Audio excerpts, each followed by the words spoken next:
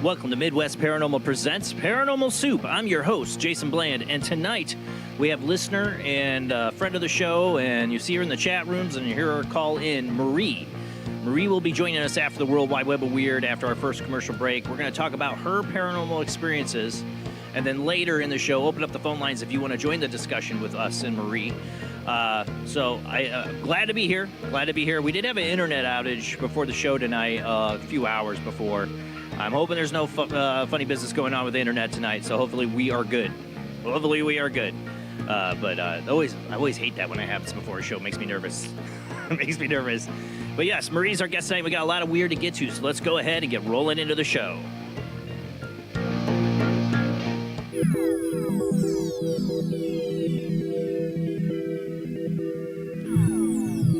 Welcome to another night of Paranormal Soup, and man, I got to get these levels right. I got these levels so wrong. Let me see. Let me see if I can fix this right here. Music. Turn that down a little bit. There we go. The levels I'm still trying to get from last week when my power was out for a week. I reset all my stuff on my sound pad, so sorry about that. Yes, tonight's guest is Marie. She will be joining us after the World Wide Web of Weird. Joining me as always is my beautiful co-host, Jamie D. How you doing tonight, Jamie? You there? Doing well, thank you. I'm glad to be back also. And then, of course, your internet goes funky as soon as I go to you. Don't be one of those Yeah. No. Oh, no, it'll be all right. It'll be all right. But we do have a lot of weird to get to, so let's go ahead and roll into the World Wide Web of Weird.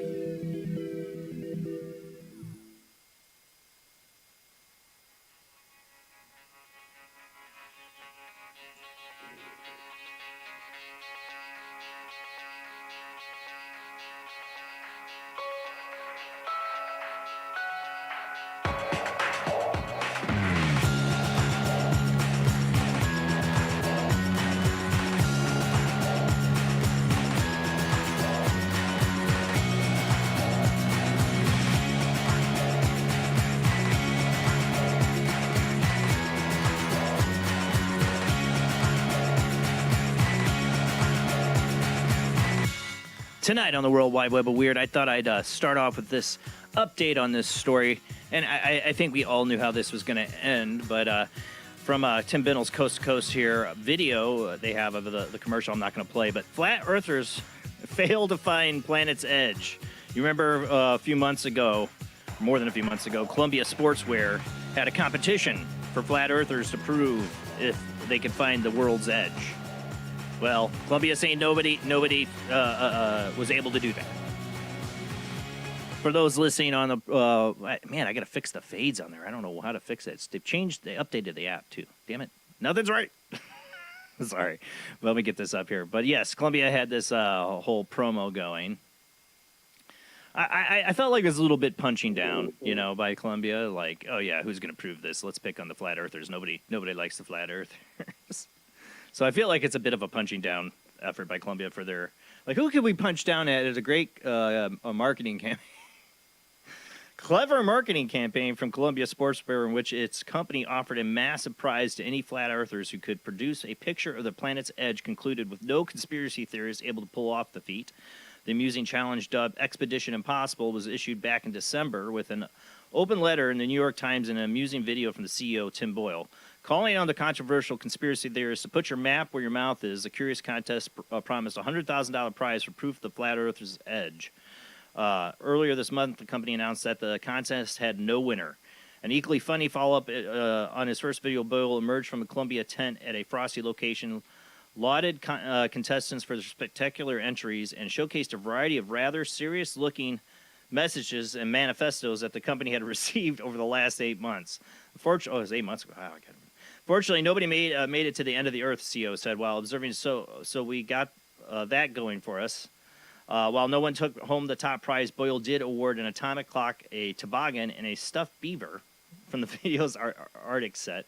Remarkably, also indicated that everyone who entered the contest would receive a $100 Columbia gift certificate, but before asking flat earthers to stop sending their evidence because I can't take it anymore. Like I said, we kind of knew how that was going to end. But like I said, I don't know. I felt like it was punching down by Columbia.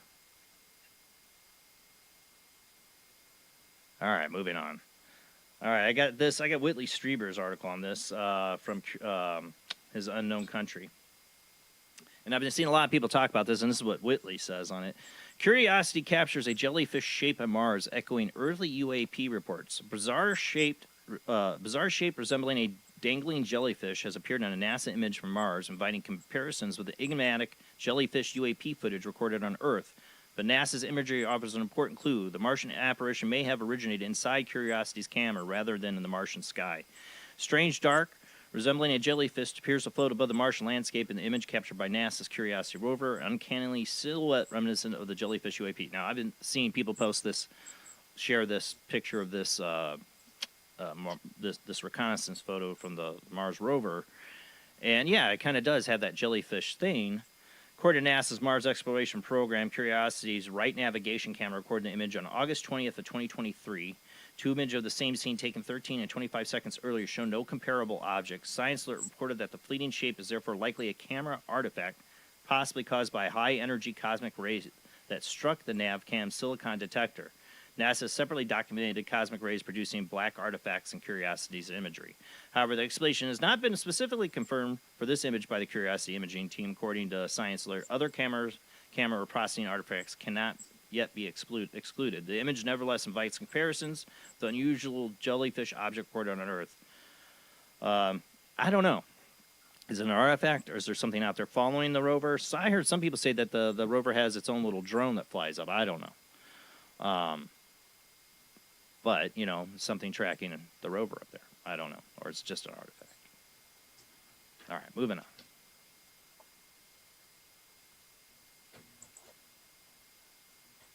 Yeah, yeah, it's got something that follows it. And I thought there was something that could help, like if it got stuck or something happened to help correct Well, I thought it had like it. a little helicopter, well, I don't know. I thought it had something that was like an aerial. I'm gonna have to look into that because they get stuck and. Yeah, I don't think anything else is going to get out, but the guy they stationed on Mars in the secret space program. They see the shadow, right? All right. Well, I've been covering this one too. Noah's Ark mystery deepens as new scans show boat-shaped formation is more than just rock. I got the shorter unexplained mystery article here. The site, which has long been rumored to be the final resting place of Noah's Ark, is situated approximately 3 kilometers north of the Iranian border. Great location right now. And around 6,500 feet above sea level. Researchers from all over the world have investigated the site over the years, but the question of whether it is really the final resting place of the biblical vessel or simply a natural formation remain up in the air. The most recent such investigation, which is being headed up by Dr.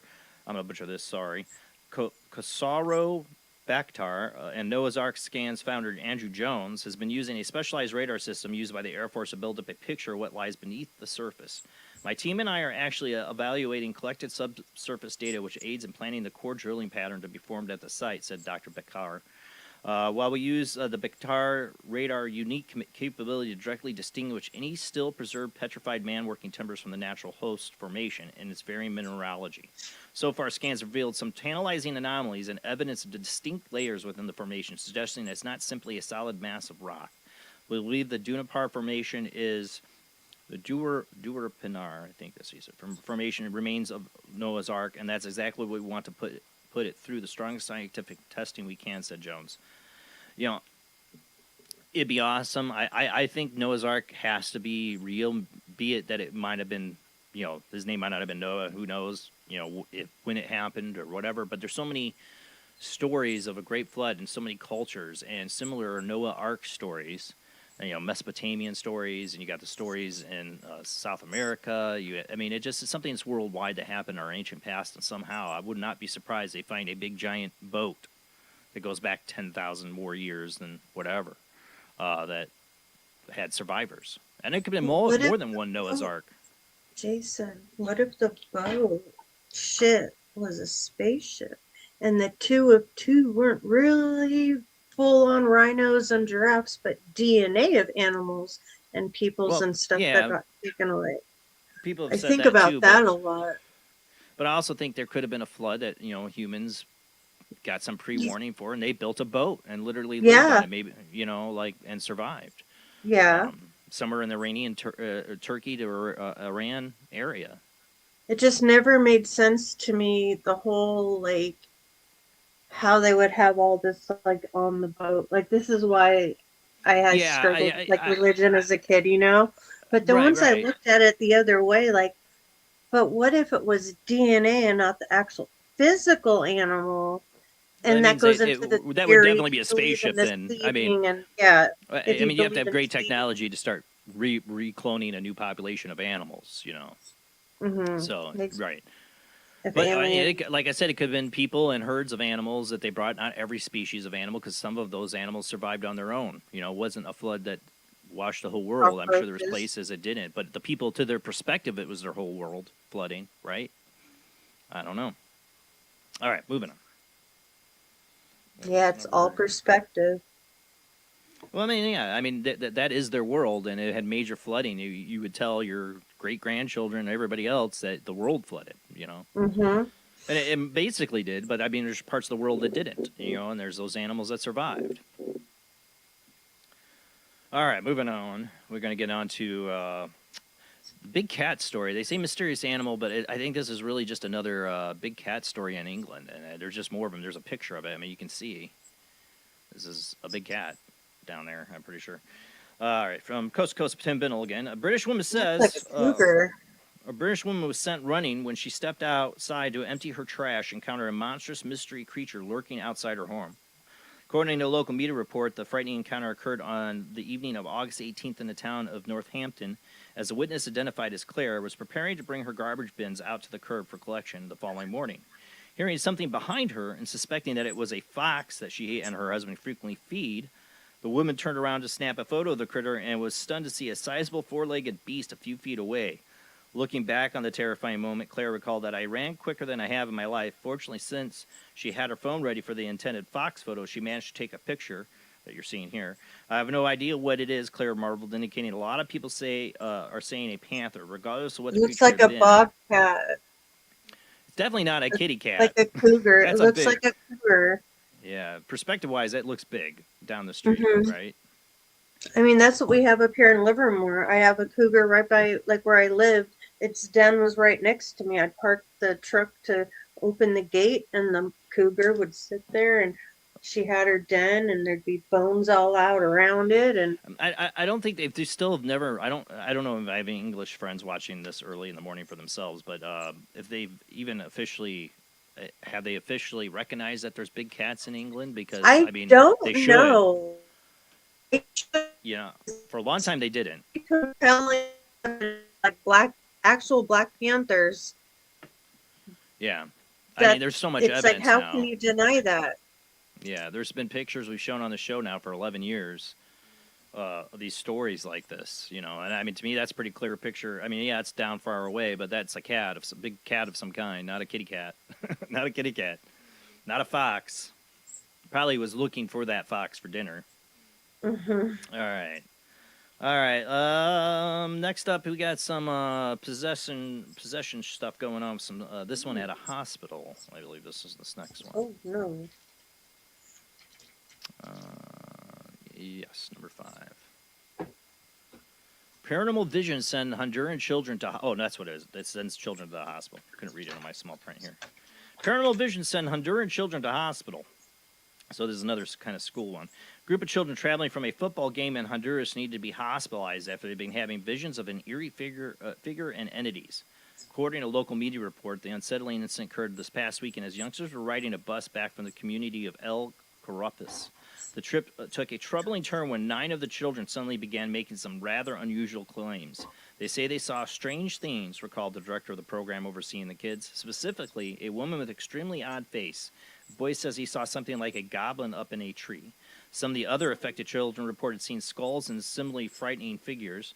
When the others subsequently started fainting, panic understandably swept through the bus, which was quickly diverted to a nearby hospital. Because of the bizarre visions, it was initially suspected kids could have been drugged or poisoned. However, doctors soon determined that they had simply succumbed to heat stroke. The case in Honduras over the weekend was followed by an eerily similar story out of India that occurred on Monday. In that instance, classes at a high school reportedly came to halt when a student began unexpectedly screaming, which sent her terrified classmates fleeing from the room. Word soon spread amongst the youngsters that the girl had seen a ghost, which prompted hundreds of the kids to stay home the following day. School officials instead insisted the incident was not paranormal and instead attributed the odd event to unspecified illness. Where there have now been 4 such peculiar cases just this month. Over a weekend, a ghost panic shut down a clothing factory in Bangladesh. We covered that last week. Or no, that's the one I'm covering tonight, I think. Last week, supernatural possession rumors led to a school dormitory being abandoned in India. While the aforementioned events, authorities officials put forward perfectly plausible, prosaic explanations for each of the unsettling incidents, one cannot help but notice the eerie trend and wonder if the proverbial veil between our worlds and the other side might be thinning a bit. That's a good point by Tim Bindle there. And the next story, it might reinforce that. I think it's one of the ones he just mentioned. Yes, this is the factory in Bangladesh that he mentioned. This is another weird one. Here we go. Ghost panic shuts down factory in Bangladesh. You know, it's one thing with kids pranking and stuff, but workers at a factory, you know, not gonna happen, right? You know. Clothing factory in Bangladesh was forced to shut down over the weekend following a weird series of incidents where multiple workers mysteriously fainted due to what some say is a ghostly presence in the building. According to local media report, the odd case began on Saturday afternoon at the Universal Menswear Limited facility in the city of Narayangaja, when over 100 employees unexpectedly became delirious and required medical treatment. Word soon spread among the remaining workers that the strange wave of sickness had a paranormal explanation, ghost sightings. Chatter only seemed to exacerbate the situation as even more employees came down with a curious condition the following day. Understandably concerned, the factory ceased operations on Sunday so the matter could be investigated. Speaking to the spooky rumors swirling around the site, factory general manager Bill Hossein mused, "Many workers are saying they have seen ghosts. We cannot stop them from saying that, but how can we as aware people believe in ghosts?" That said, the boss concluded that they have yet to find an explanation for what unfolded over the weekend, expressing bewilderment that the fainting spells unfolded throughout the building rather than one specific spot. Echoing his paranormal skepticism, a local official for the agency that oversees the factory in the country told the press, "While workers mention ghosts, we are working to determine the actual cause, which some have suggested could be poor ventilation or simply a case of mass hysteria." I would see poor ventilation. I was wondering some kind of chemical thing going on there with all those clothes. Thank you so much, Blue Cruise. Thank you so much for, what does that say? 1,000 joules. Great trophy. Thank you. The GOAT trophy. Greatest of all times. Nice. All right. It's on that globe. All right. So let's get on to the last one here. But yeah, you know, I think it's serious business when they're shutting down a factory. We get these stories a lot with schools and stuff. When it's happening at a factory, man, we really wonder what's going on. That's a whole other vibe. Yeah, 100 employees. Hmm. And like Tim Binnell kind of points out in the article before, what's going on? And we've been covering these stories for 11 years. I'm sure Tim Binnell longer, probably with Coast to Coast. There's just more and more of these stories every year. Doesn't it seem like it? I'm not tracking it, but it feels like it. I've been doing this for 11 years, and it feels like it. And we're always looking for these types of stories, always. So it's not like, oh, we're just somehow just seeing these more all of a sudden. There's definitely an influx. The reason I'm so interested is because my shadow person experience. Because I mean, that was just singular attack on me, but it wasn't. There were 2 other people that were affected at the same time as me. So it reminds me, so it wasn't just me being attacked. I got the worst brunt of it, I think, but 2 other people were witnessing it, and it going on for several months. And, is this related? That's why these stories have always drawn my attention. Mm-hmm. The main reason. All right, up to this last one. If people know me, I'd probably cover this one. NASA has figured out a way to turn waste plastic into edible food. Oh no, I saw. Yeah. And the science, I watched the first time I saw this, I saw the video of it, of the scientist, this woman who was part of the team that created it. And she's smiling, so happy about this. We could stop world hunger. I'm like, by feeding people plastic. And it's like one more step from like us really being the Jetsons. What do you want, bugs or plastic? We have all this stuff. Yeah, but when are we going to get the weird little disc meal food thingies, that the Jetsons have? Like he's holding? Exactly. Here's the article from Unexplained Mysteries. For years, scientists have struggled to find ways to effectively dispose of waste plastic, which are notoriously difficult to decompose in an environmentally friendly way.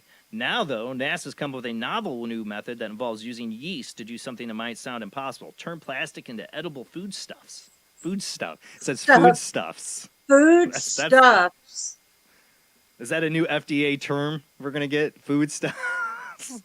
The research, which had aimed to find ways to recycle waste materials during long-haul space missions, may have a considerable benefit here on Earth, too.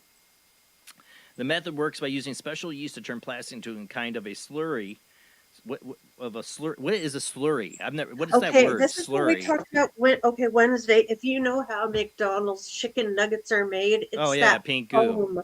The goo. And get into and their beef patties isn't really a beef patty. No, at all. There's very little beef in it. Why does it look like the crater of the moon?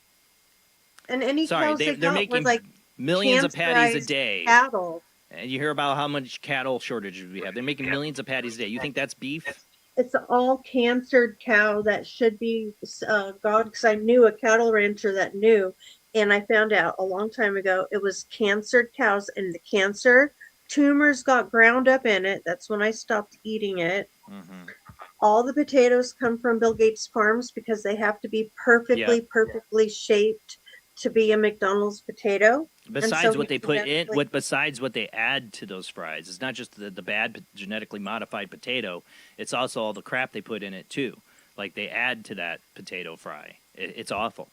But anyways, you'll get these fast food actually learned the combination between fat and salt and sugar, like this cheat code, how to actually get people addicted. Why people get so addicted to French fries.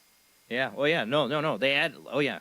The researchers had aimed to find ways to recycle waste materials during long-haul space missions. They have considerable benefits here on Earth, too. The method works by using special yeast to turn plastic into a kind of a slurry that can be made in everything from biscuits to food flavorings. My lab works on developing technologies for plastic upcycling. Said project leader Dr. Lahura Jayakoti of the Southern Illinois University of Carbondale. We thought why not look into food? Plastic is carbon, food is carbon. So that's okay. As things stand, however, the resulting cookies have not actually been tasted. This can only happen once the team receives formal approval for testing in humans. Clearly, the ability to turn plastic in food would prove considerably useful on space missions, but it could also offer a way to create food on Earth, environments where it might otherwise be scarce. This question is, would people actually want to eat plastic-derived biscuits? You already are eating plastic, just so you know. We could go down a list of things in your food that are plastic and metal and white horrible. rice, a lot of the little grains Oh, of yeah. white rice are actual pieces of Well, they plastic. have that problem, instead. and Breaded they have that cheese coated in they have plastic that problem so in it doesn't India and rot. China big time. People have died from getting fake rice that's actually just plastic. Yeah, people died from it. But out here they allow certain amount of fake plastic rice to go in your bag. Ugh. Fake plastic watering can. Or fake plastic trees for eating them. I don't know. I don't like. Sorry, Radiohead fan here, but I don't want to eat plastic. I don't want to eat bugs. I don't want to eat genetically cancer-grown meat. I just want to eat real food, not food stuff or slurry. Or like I never heard the word 3D printed slurry. salmon. Yeah, I mean, oh my god. I mean, like, Oh my god is like just an understatement. Like, it's going to be so hard. You got to grow your own food. I mean, that's where it's coming down to. You got to grow your own food because you're not You going do, to walk and in you the have store. to get your seeds from people from like farmers markets that don't have spliced already messed up seeds. And that's funny too, Shadows. He says you'll poop checkers. You poop checkers. Oh my god. You know. X's and O's. Tic tac toe. Here's your new favorite action figurine. Play with them. Shoot. Blah blah blah. Now you can eat them. Eat them. Yeah, eat them, so kids. you Eat eat them. and then you poop out and see what's your prize. God. I got the action hero. All right, that's it for the World Wide Web of Weird. Our guest for tonight is, of course, Marie, our listener and fan of the show. Will be joining us to talk about our paranormal experiences as we come back from this commercial break. And then later in the show, we'll open up the phone lines for you guys to call in and join the conversation. All right, guys, we'll be right back.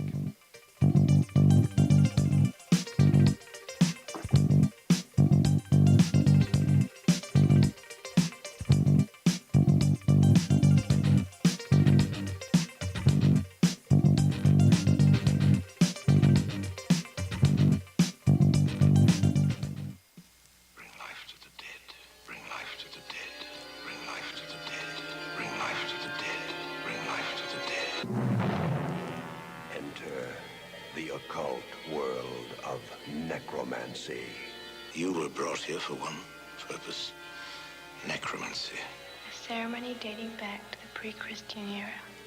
It's the art of reviving the dead. It requires involvement with evil spirits by the person performing the act. The devil god brings life to the dead. No, please. No, please. And death to the living. Necromancy, starring Orson Welles and Pamela Franklin. From Cinerama releasing. In color, rated PG, parental guidance suggested.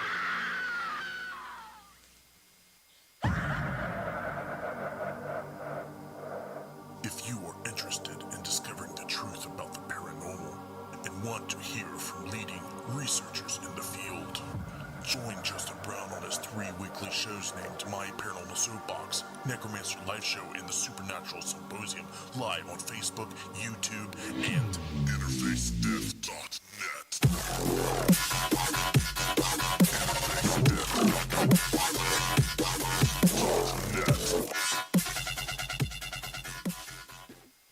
He is conducting an experiment into the combined effects of sensory deprivation and hallucinatory drugs. The subject of the experiment is himself, and the experiment is out of control. Ken Russell's Altered States, a film that must not be missed, is in the West End now. Altered States, Certificate X. Hello, I am Fernando Martinez. I think by now you know I am an emotional kind of guy. People stop me in the street and say, Fernando, what the hell is wrong with me? Silk shirt, hairy chest, enough aftershave to drown a household pet, but I still cannot get a woman. I tell them you are an ignorant fool. Without a symbol of power and fertility around your neck, what kind of woman is going to respect you? That is why I have teamed up with Medallion Man, the shop for medallion needs. Medallion Man caters to all levels of masculinity. For the strong, silent type, a medallion the size of a hubcap will say everything that needs to be said. Even singing medallions for the Casanova, who knows music is the food of love. Model trains, dollhouses, diapers, whatever your interest, we've got the medallion for you. Don't forget, every woman knows if you can't support a medallion, you can't support a family. This is the sound of a space clock aboard a U.S. satellite 180 miles above the Earth. No one winds up this timepiece. It's powered by a tiny battery, a battery that delivers power for years without replacement. Now the same type of battery, the Duracell battery, can bring new reliability and long life to your battery-operated equipment. Radios, cameras, toys, all run far longer. Duracell batteries, the long-distance power cells, outlast any ordinary battery. The same type of battery that keeps space clocks running for years can bring long life to anything powered by batteries. Dura, as in durable. Cell, as in power cell. The Duracell battery, made by Mallory. Switch to DCS ranging. 240, nominal to profile. We're in the pipe. 5 by 5.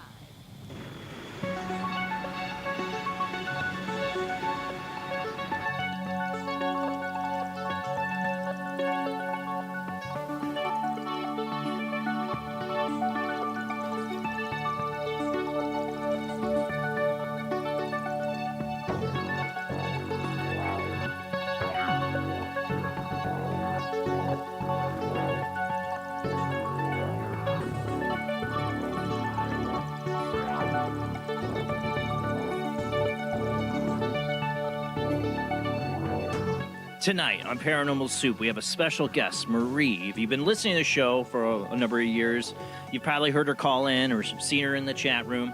And we've had other chat listeners of the show come on, like Dan and Ziriana. And this is what I'm trying to do. I'm trying to get more people on. I mean, I love having, like, next week is Paul Wallace. You know, I can't wait for that. I love having authors on and researchers and people that have had their, you know, that trying to, they're trying to sell a book half the time, but that's fine. But they have, their experiences and their knowledge, and we want to bring them on. But I also want regular people just with their experiences. And if you're somebody like that, that's had a paranormal, even if it's just one crazy experience, you want to spend a half an hour to talk about it on the show, we have the open lines for that too. But if you really got a good story to tell, I'll bring you on for an hour. We'll talk about it. You can be anonymous. You don't have to tell me, you can give me any name you want. Just come on the show. We'll just have a discussion. No pressure, nothing like that. You don't have to give me any kind of bio or anything like that. It's a different kind of format for these kind of guests because a lot of them are going, like Marie, Dan, and Azirian are friends of the show. But you could be somebody I've not talked to yet. We'll give it a shot. Tell me your story first. We'll make a judgment if it's going to be good enough for you to be a guest on the show. But Marie, I know she's going to be good because she's called in plenty of times, and we've heard a lot of her experiences. But we want to get a real good sit-down talk with her tonight and really dive into these experiences. So join us with Marie tonight. Let's go ahead and get to our guest.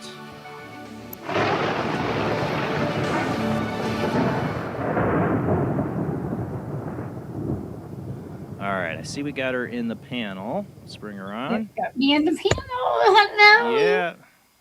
Hello. Let me get this screen fixed. There we go. Oh, Hi, cool. Marie. Hi. It's good to finally have you on. Thanks, Jason. That's my microphone. My cat's out in the living room, so no animals tonight. Hopefully not. Well, I already got Jamie's cats threatening behind her. I got my cat upstairs on the top of the stairs threatening to yell at me for not feeding her tonight. No. Animals are fine. It happens if your cat does join. It's almost tradition, Yeah. So Marie, you called in and talked about your experiences a lot tonight, and I want you to kind of direct me where you want to go, but I do want to kind of start off. I like to, especially with like I did with Dan and all those your early experiences, what like kind of formed, because most of you guys, I would say, I would guess with you, Marie, you've had experiences since your childhood. Yes. I'd like to start there. Yes, I have had experiences since my childhood.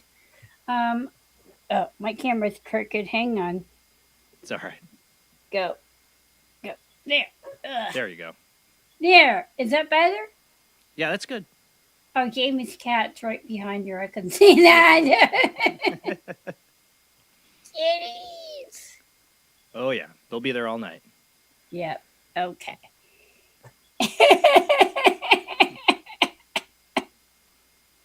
All right. So what was one of your first experiences you had? That you can remember? My grandmother, who had been deceased by the time I was born, she appeared to me at the age of 2. 2 years old.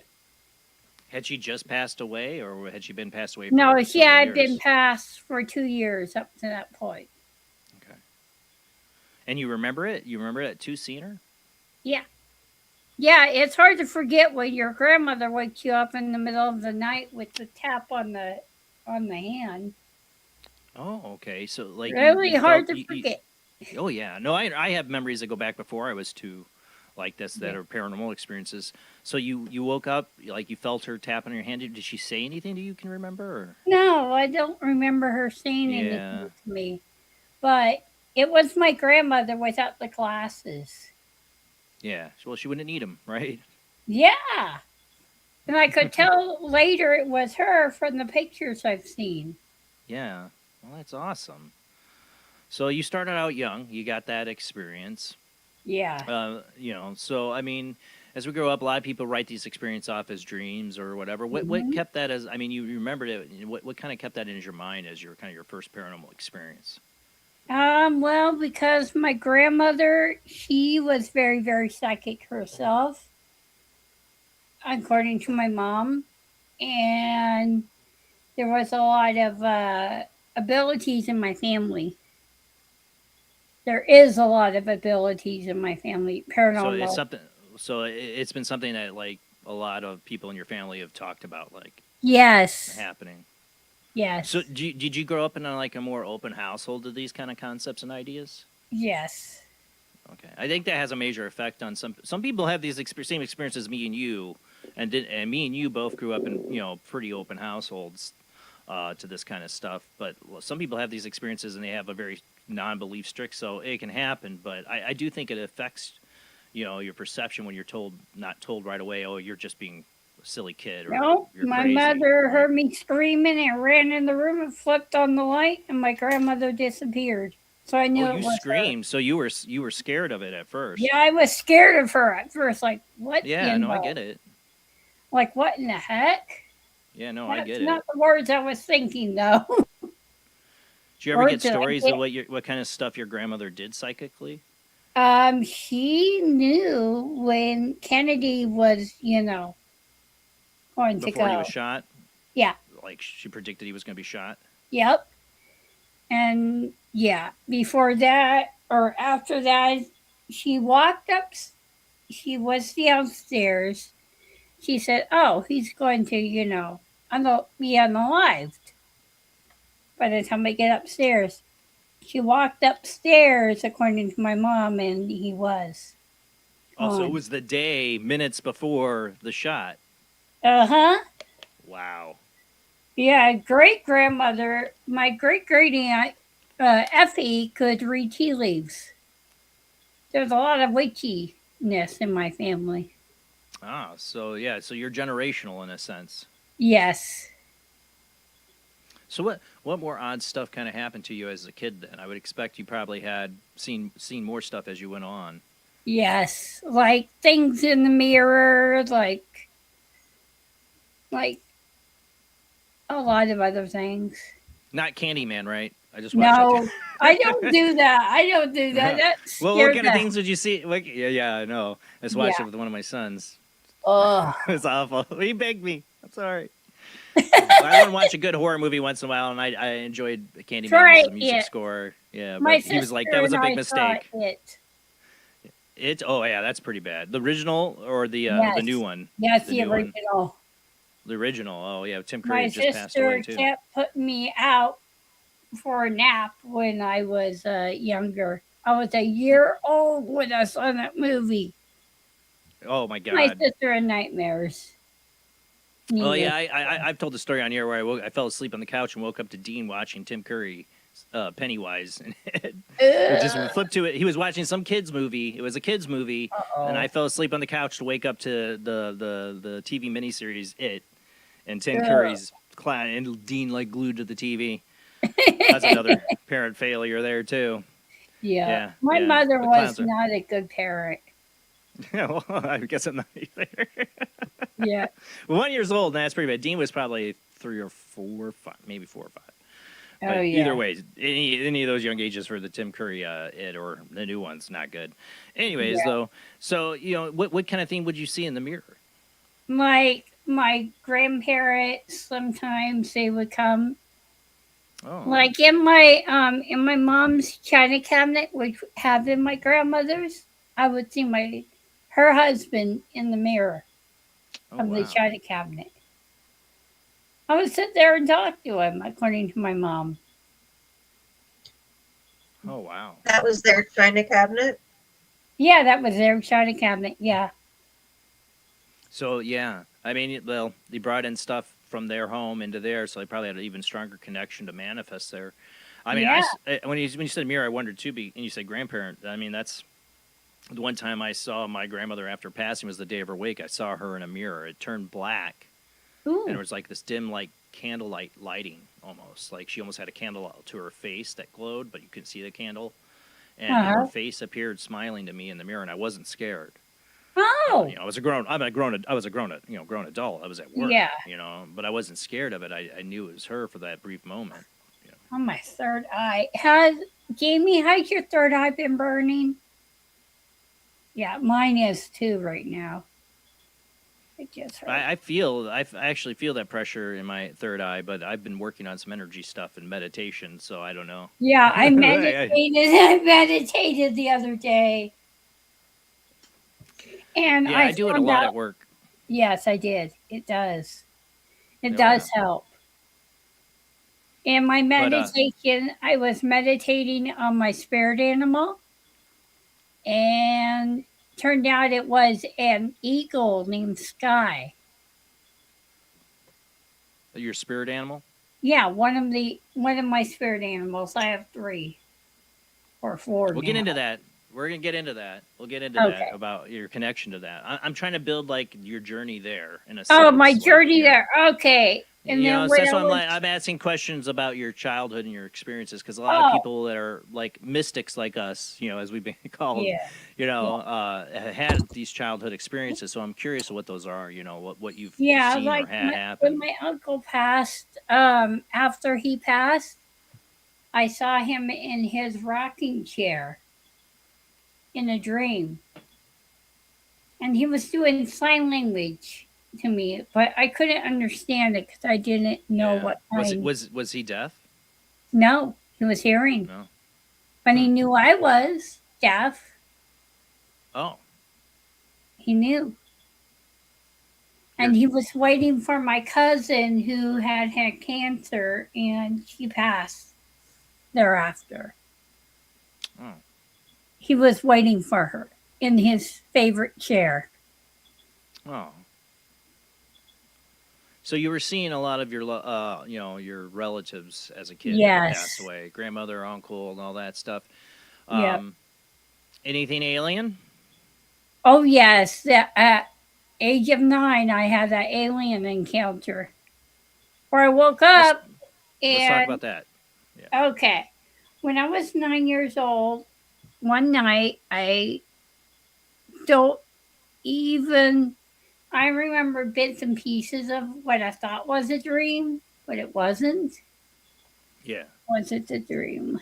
Well, tell us what I get that idea because I've had that experience. I don't know. It's like you question, is it a dream or not? You know Yeah. for yourself that it wasn't a dream. You've accepted it. I don't know if I can on mine. I don't know if I want to, but tell us what that was. What was it that you can remember? The pieces of it. Like, I remember the ship, what it looked like. Um, that day, I looked up in the sky. There was a silver craft that looked like 2 pie plates reversed. Right. Or like this. It was like this. and then tilted on its side like that. It wasn't So you up and s- down, it was yeah, this yeah. full. So you saw the ship. Anything else? I mean, or just seeing it, and then you kind of everything's kind of fuzzy, or Yeah, after that, that night, everything got fuzzy, and then I woke up with my face to the window. That was across the room from my bed. And of course, I yelled for my mother, and she comes in and goes, "Oh no!" she what it was? What was the oh no? The oh no was yikes, kind of yikes. What was but what made her say that? I don't remember now. It's too long ago. But I did tell Art Bell once about that. Oh, you called in to Coast Art Bell and I told him? did when he was That's on. Yeah. awesome. Very brave of you. I tried calling a couple times and I couldn't get through, and so I never got to talk to Art Bell, which is like a regret in life. So power Yes. to you. To do that. That's awesome. I did try a few times, man. It was hard to get through. It's hard to get through there, but Man, I yeah. mean, you had so many listeners and callers in a night, and you got through and told them about this encounter as a 9-year-old. Yeah. Yeah. So, Yeah, he so you kinda- saw what it reminds me of is my Terry Lovelace I've had on the show, Yes. Devil's Den. I mean, when he was roughly around that same age, he saw one, just like what you did, and then and kind of got in trouble for running in and telling his mom about it, if I remember right, or something like that. But yeah, but it's like a lot of kids have these encounters and they don't remember, like, were you picked up at that moment? Did you have missing time? I did at night. That night I did. Did you see it during the day, and then it was at night you had the missing time? Yes. Yes, I did. So it's kind of like you saw it, and then next thing you know, you're in your bedroom? No, I mean, when I saw it outside that day, and then once it got to nighttime, Okay. I was at my window, standing there with my arm like this. Oh, that's my CD. With my arm like this, and there was blood on it, like the aliens did something. Well, that's the yikes. That's what the mom was yikesing about, I'm sure, was seeing the blood. Yep. Oh, wow. So did she, was it a cut, or do you remember what it was that you said you were bleeding on your arm? Yeah, I looked all around and the window wasn't broken, so I don't know where the blood came from. That's crazy. That's your mom. Right. Like, that's It's definitely why she weird. went yikes. Like you see. Yeah. I washed it off. My mother washed the blood off, so Okay. my mother just. So that's your probably is that the earliest memory you have of seeing anything alien related? Yes. Yeah. Yeah. And then go ahead. Oh. No, go ahead. Okay. And then when I moved to Spokane, I had another encounter with aliens. Tell us This about one that. I remember. They told me to remember. Like in the ship, it was like there were these 4 pillars of what I thought was plasma. Plasma with the red tint. It looked like blood, but Like blood plasma. I knew you were going to say, because that's Yes. again, that's another. but it description wasn't other people orange. just- It was red. Red. Right. Red. Yeah. Well, It's before you weird. tell me about the ship, I want to get into more to that. I want to definitely get into more to that. But where were you, and how did you get picked up? Can you remember any of that? Or like, how I did you get was to the in my bedroom in another house, and I got picked up there. How old were you? I still 20 something. In your 20s? Okay. Yeah, in my 20s. Okay.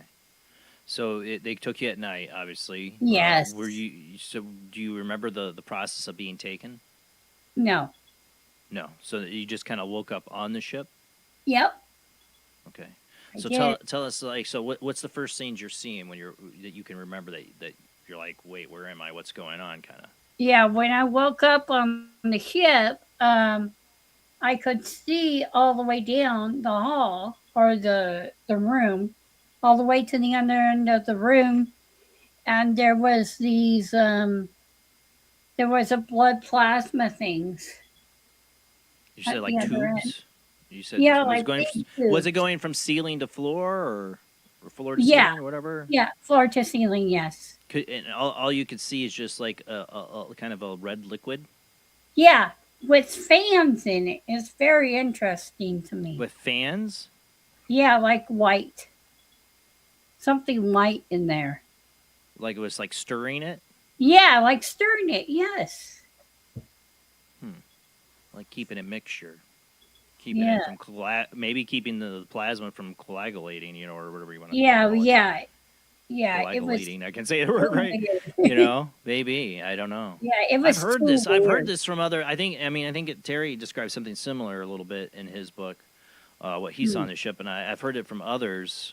And it's always concerning if aliens have blood plasma on their ship. I've heard some people say they've seen them bathing in plasma vats with body parts, that they Gross. absorb the nutrients through their skin. They don't eat like humans do. Yeah. I've heard that. I mean, I don't know. I've never met a gray or been on a ship that I can remember. Like I say, Yeah. I don't know. Are they It's just vegetarian something or are they people eating say that us? stays in the back of the mind. Yeah, like Yeah. what are they?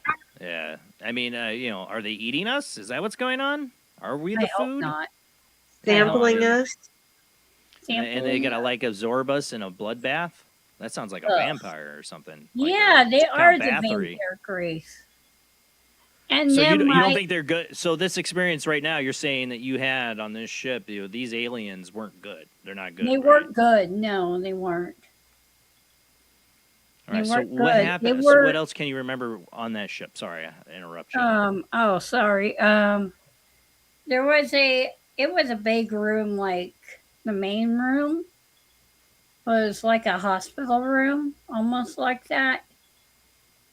My memory's fuzzy, so I don't know what it was I know it's a called. lot of times it's imagery and just feelings of what you experience, but you can't like piece it all together, right? Yeah, I can't piece it all together. My mind is like What can you almost tell me? Let's start with some simple things. Like, so you said there's a hallway. What was the color of the hallway and the floor? white, Like, can you? kind of Everything was whitish, white, silver, whitish to silvery. silver. Yeah, Okay. Could you see reflections no, in it? No. Could you see control panels?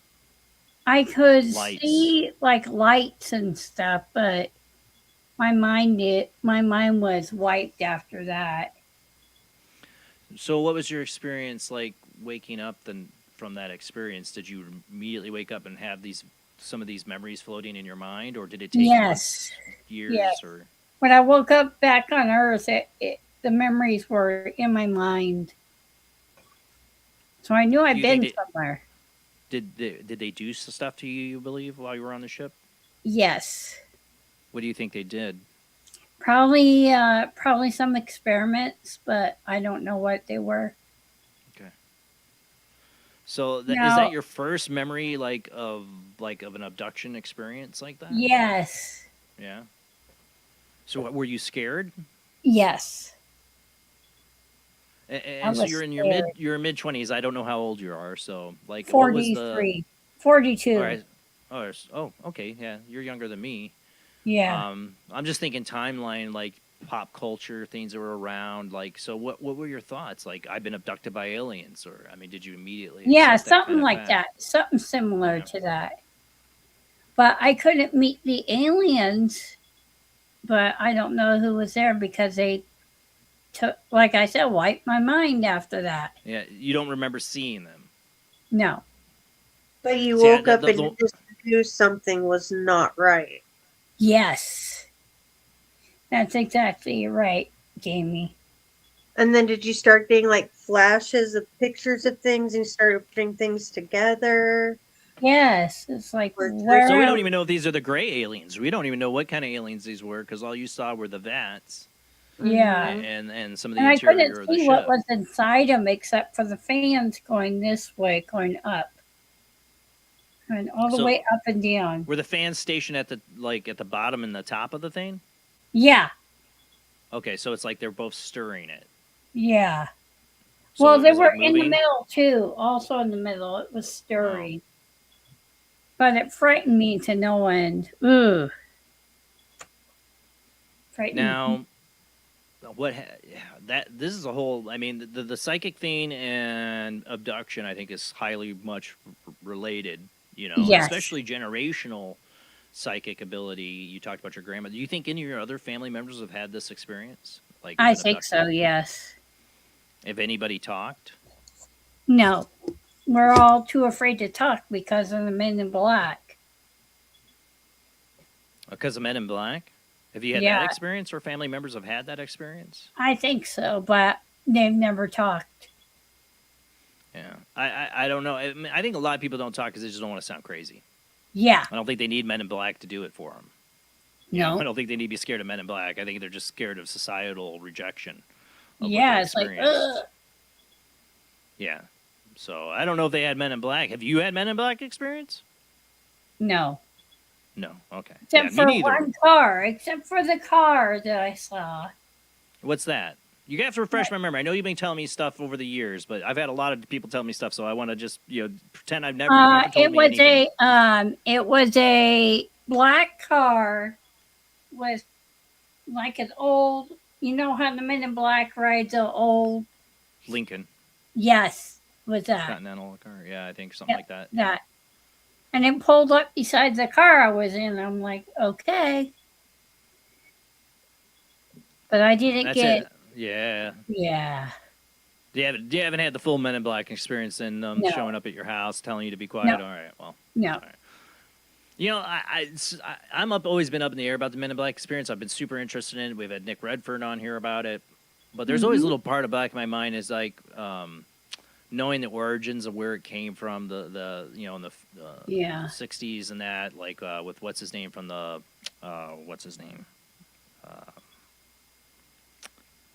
Keel, the guy who did the Mafia, John Keel. John Keel, and he's not the only one, but him and another person, I can't think of their name. It's late at night. Really, kind of, I don't want to say they made it up or anything. I'm not saying that, but I'm saying it. There's a source to the Men in Black. You can find a couple people within the ufology community where it kind of started, and I think these things kind of spread like urban legend. Or it's real. I don't know. I don't know. I mean, real. like people have had that. And then there's the Men in Black phenomenon that is, to me, that there's the ones that show up that, well, that's probably somebody that works for the government telling you to shut the heck up. And then there's the ones where they're completely alien-like. And not like, and that's the ones that come from the real original sources of like Keel and, God, I can't think of the other guy's name that was a writer in the UFOlogy back then that kind of had these experiences or whatever.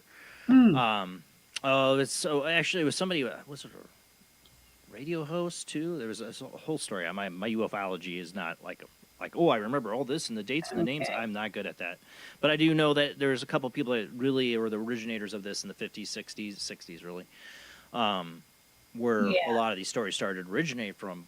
But like I said, there's two different kinds of, I think, Men in Black experience. One's where it's actual U.S. government officials or people working for some agency, and others that there seem to be alien. They seem to be imposters. They're not even part of our government or anything. They're not even human.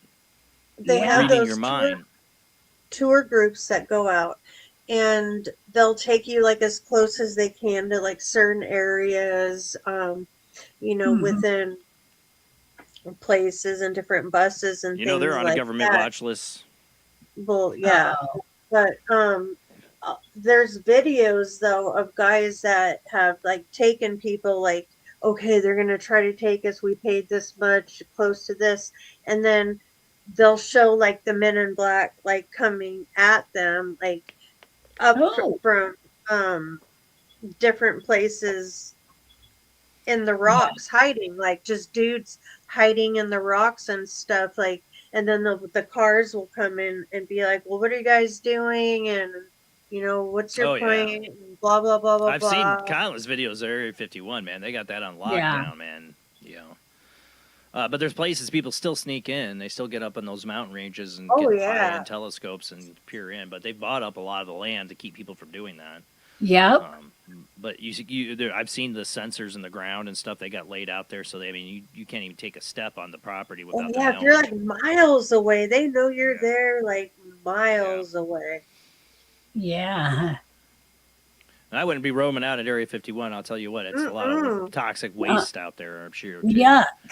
It was their dumping Remember ground. That's why there's so Anthony? many there's so many employees that have gotten sick. Well, Anthony was Dulce, you know. Yeah. Oh, yeah, that was and it was Dulce, and for Anthony, it's my wondering is that it was botulinum poisoning, wasn't it? It was something. It was like a specific I don't kind know. of I poisoning. thought he like touched something or didn't, or It like was there a was nerve something agent. out there. It was a nerve agent that was used on him, if I remember right. If Anthony, if you're listening, but it was like a nerve agent used on him. It was horrible, and like that sounds like some government military op that tried to take him out. Couldn't like call all of it. Like they were able to say like so much of it, but there was some of it that they're like, oh, this is like an unknown thing, or we don't know what this is, or where you got. But it wasn't. I mean, his face got half his face was like paralyzed, wasn't it, or something like that? It was like a Yeah, nerve agent. and I always want to say Jillian Barr. That's not even close to the way you say it, and we know there's several people in the family with it. Sorry.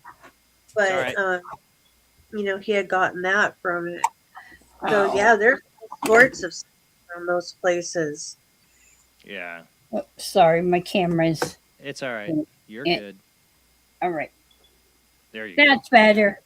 But yeah, I mean, you know, you don't mess around with these secret facilities. I mean, you know, don't do it. I don't want people to get hurt. You know. No, Yeah. or killed. Yeah. I mean, or unalived. I mean. Let's just storm through.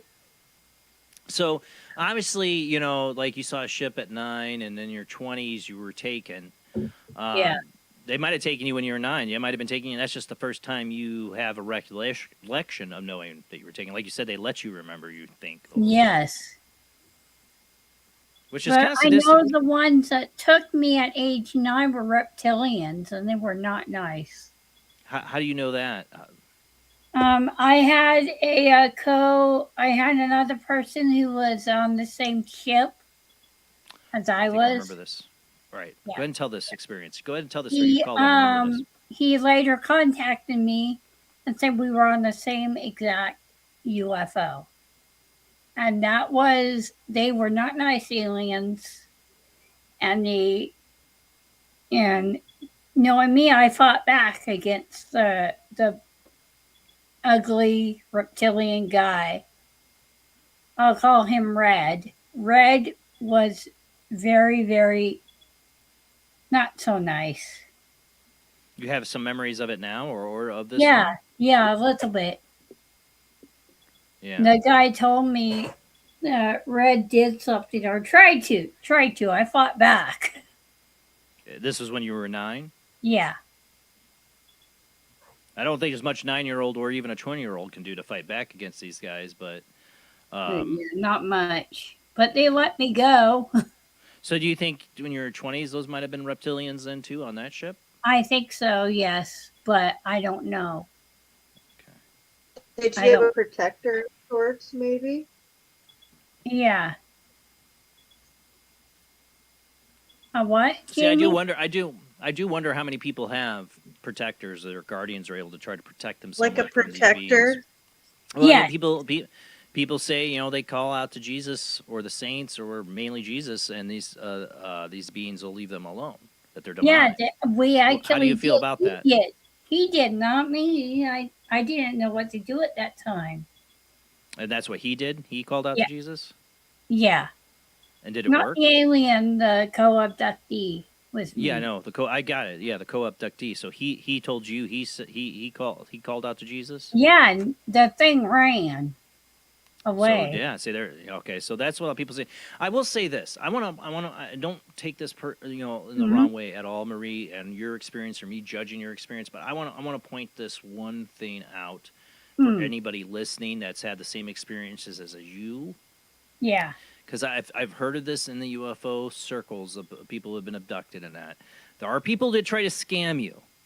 Yes. And they'll say they were on the same ship with you and that they know you and they'll He do this stuff. And he might have been.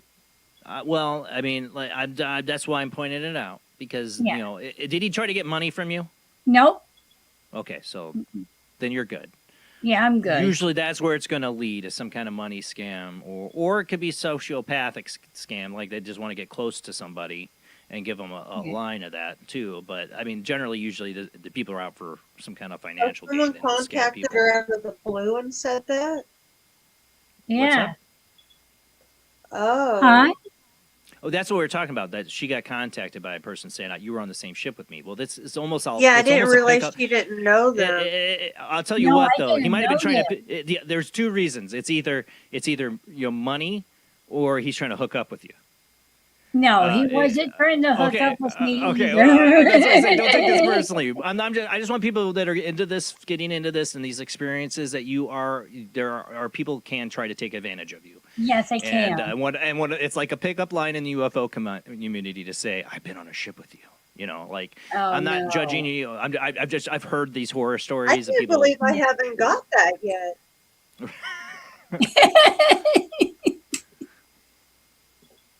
Just wait. I have, and I won't say anymore. Oh no. Yeah, but it's all right.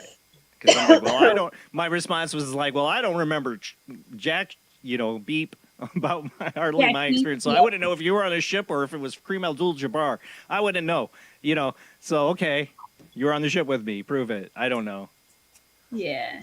I'm not trying to be an a-hole, but it's like, okay, you were on the ship with me. It's like, yeah, I'm gonna be a little skeptical, Like you can remember, but I can't. Okay.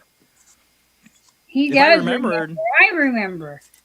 If you remember, that's a whole other different story, Marie. Yeah. As long as you don't feel like he implanted it. Like if you knew what he looked like before you ever saw him, then bam, that's it. That people have had that experience. Like I know this person, and then they find out they were both abducted and met each other on a ship. There's a number of accounts. Yeah, he was in a different city at that time, or a different state. Oh yeah, I'm no. The people have had this experience. I'm not trying to discount the experience. I just also want to put a word or warning to anybody else like you out there having experiences. And people can in this community use it as like a pickup line. There are scammers, like lots of scammers. Yeah. But but people have this experience where they think they know each other from meeting on a ship. Go ahead. Sorry, I talked. Also, in a more recent experience, my boyfriend that I had passed away from, the S word. He did it to himself. So, yeah, in the life itself, yeah. And I did have an experience at Samhain where I saw him leaning over my bed and giving me a kiss. Now, after like a couple months after that. It's only been a couple months after he had passed. Yeah. Were you guys together when it happened? Yes. Oh, I'm so sorry. Yeah, he what happened was he overdosed on stuff. Yeah. That's horrible. Yeah. It was horrible. He was a drinker too. Yeah. Well, yeah. I mean, I have no judgments on people that go through addiction and alcoholism, and it's all addiction. Yep. Life can be cruel. You don't know what people have been through, and and sometimes they don't think anybody can help them out of it. Yeah. Yeah. I tell people turn to a faith, turn to a spiritual God. Plus, he was deaf. He was deaf. All right. Yeah, that's why he did along the sign language with that lady. Okay. Yeah, with the psychic. Oh, the call. Yeah. Which one was it? Was that with Katrina? Was that Katrina? Yeah. Or was that somebody else? I think that it was Katrina. That was Katrina. Yeah, That was Katrina. Yeah. I'll let you get your phone fixed here. Sorry. No, it's all right. My camera. Yeah. Oh, that was a great one. That was a great one with Katrina. Was it? Yeah. Whoops. Yeah. Oh, go ahead. Let me do this. Sorry, my camera. It's all right, Marie. We know you're not a regular streamer. Yeah, I'm not. I think you knocked your mic out though. We are regular You sound far away. Okay, my mic's on the floor. Sorry. It's all right, Marie. You're here. Yep, but yeah, I'm no, here. I remember that now. That with Katrina. That was, guys. I don't know how long ago. That wasn't too long ago. It was a few months ago when we had her. Like a year. Yeah, it hasn't been. It was the last time she was on, I think. If anybody Yes. goes back, the last time Katrina was on, make sure you put your mic closer.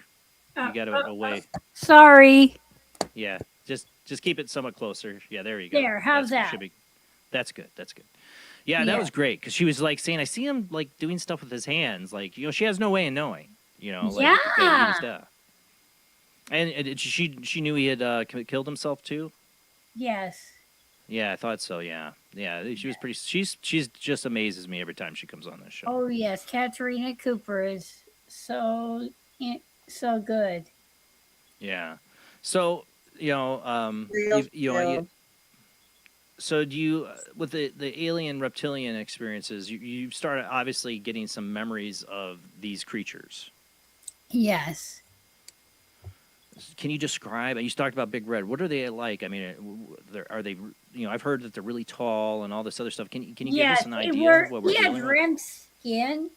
The reptilian had red skin, and he felt evil. He felt like not very nice.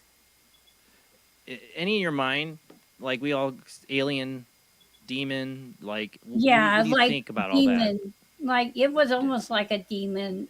Do you think type. it's a tomato? You call it a demon, I call it an alien. They're really both just the same thing, anyways. No, I I don't don't know. believe they're both the same. It's two different Well, entities. So do you think this is more demonic then?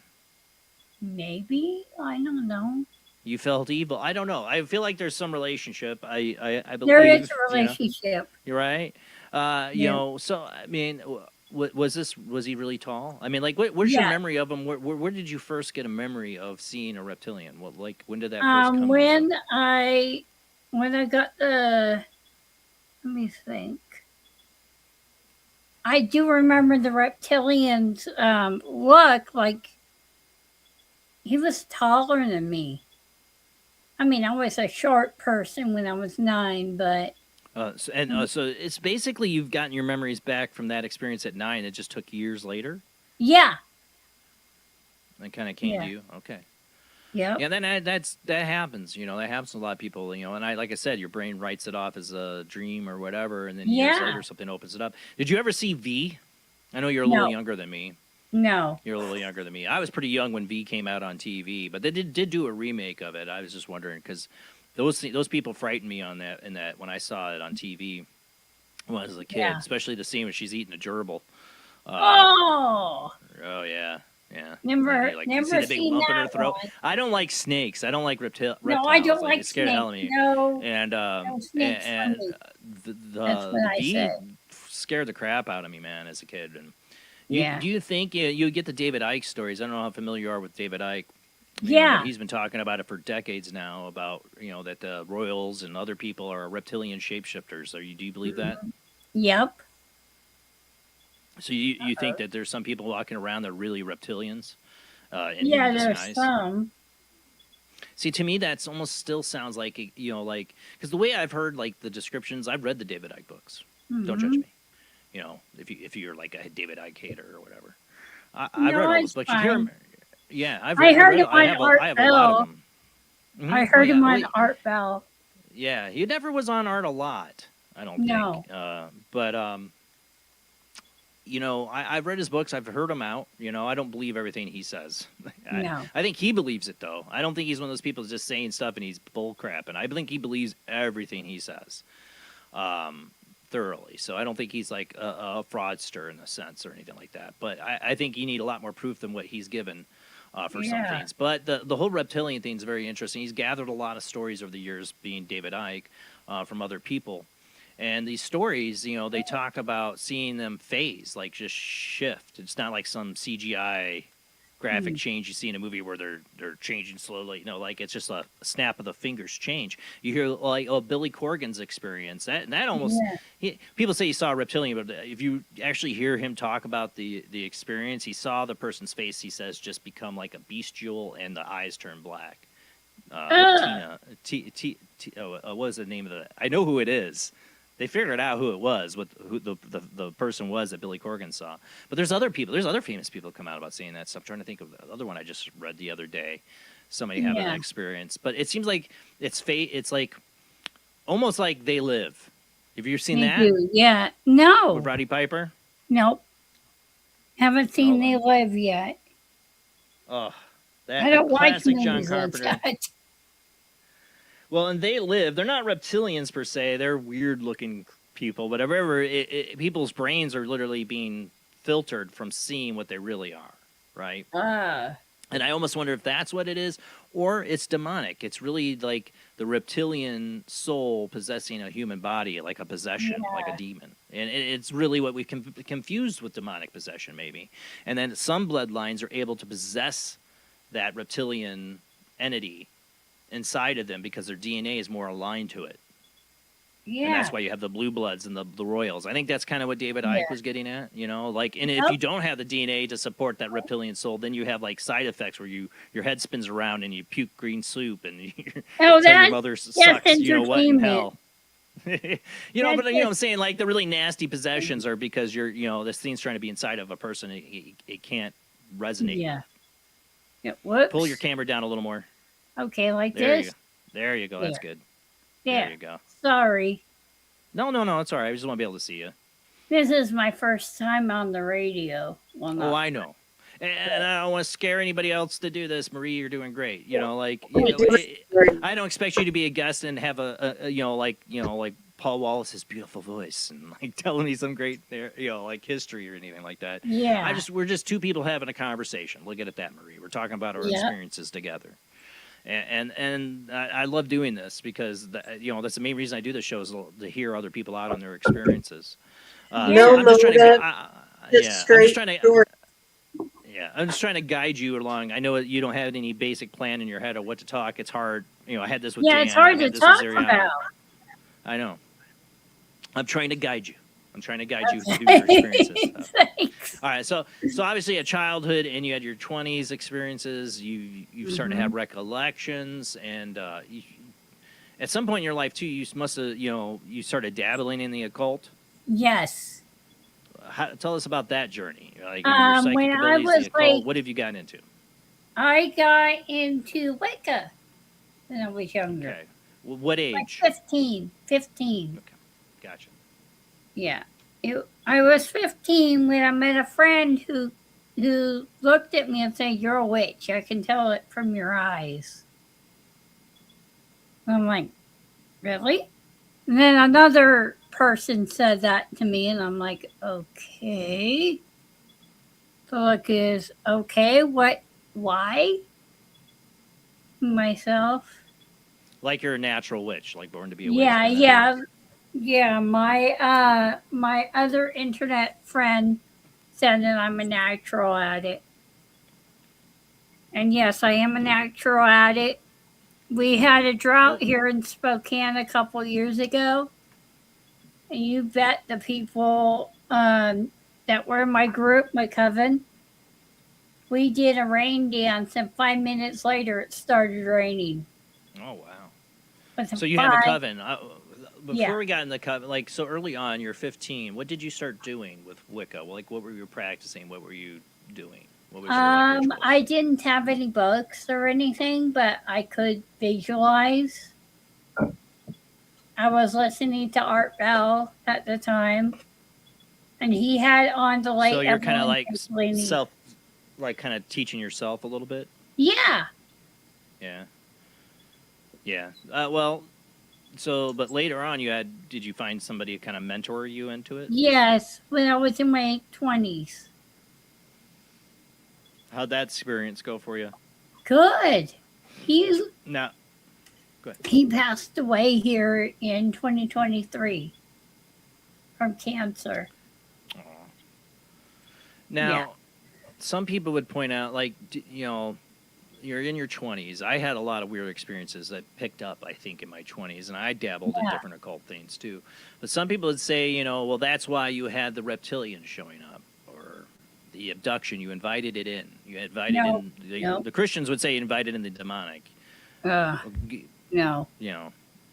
What do you think? I mean, do you think there's any relationship, though, to you starting to, like, open yourself up to the more psychic abilities and this to the alien visitations? Nope, that was before I That dabbled. stuff usually starts first. Well, yeah, you had your 9-year-old experience, but I'm saying like Yeah. when you start having memories and you have like the abduction experience in your mid-20s, Yeah. like do you feel like they were poking around because you invited them in? Is what No, some people would no, ask. I didn't. Okay. I didn't invite them in. I knew better. For some reason, I think they choose to watch you and they Yeah. follow you since childhood. Like I had the watchers on the walls. My sister had that dream that she got really scared when she saw something. I don't want to talk about it because it's her thing and it's really Right. terrifying for Oh, her.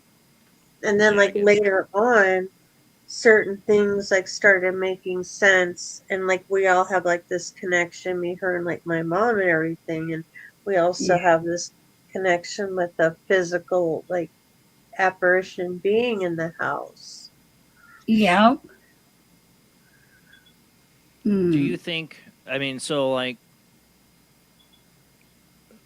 do you think the only ones? Do you think there's any? I'm trying to think how to word this. Like, pretty much all your alien experience with the alien part seems negative. Yes. All right, so nothing really positive happening because we have No. listeners here that have more positive experiences. Mine Yeah. are positive. Ziriana, and she has Yeah. negative ones too. Yeah. Do you think they did any? Like, see, the reptilian thing's interesting. I mean, do you think they were doing anything with your reproductive system at all, or Yes. Yes. what? But I What don't know can you what say it about that? was. I have no idea what it was, but they wanted me, basically, without getting into too graphic a detail. Yeah, okay. Yeah. Because I don't know how to I say this had a either. feeling.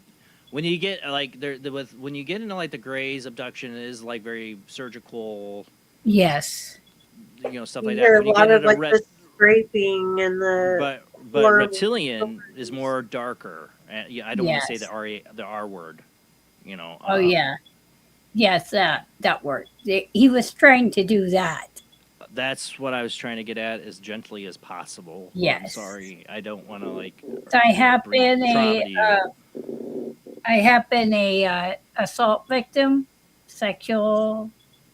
In real life mainly. by a human being. Yeah. Yeah. Okay. And Yeah. See, I actually had to save myself and two innocents. well, Yeah, he died as a result of what I did. I don't know if you want to talk about that. That's on you. I don't know. I don't know how Oh, deep that sounds. Very traumatic. he got put away in the other downstairs world.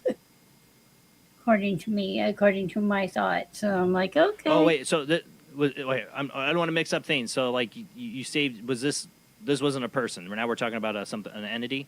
Person. No, this was a person. Okay. Yeah. He was a relative of my mom's friend. He came in the house and dated my mother and all of that garbage. Okay. We don't have to get into it. I want to bring up trauma for you. I want to re-traumatize you. I'm in counseling, so it's fine. Okay. Yeah, I don't want to re-traumatize you on something like that. Don't. And or even on the reptilian aspect, of that. You said the reptilian tried to do that, but didn't. Yes. He tried to, and I fought back. That's what I'm saying. With the reptilian experience, like I said, it's much more sexual. It's much more that. Yes. I've heard. Yes, it is. Yeah, and it doesn't seem very scientific on their end. It doesn't seem very the They just mechanical want to dominate and evil. Yeah. So that evil.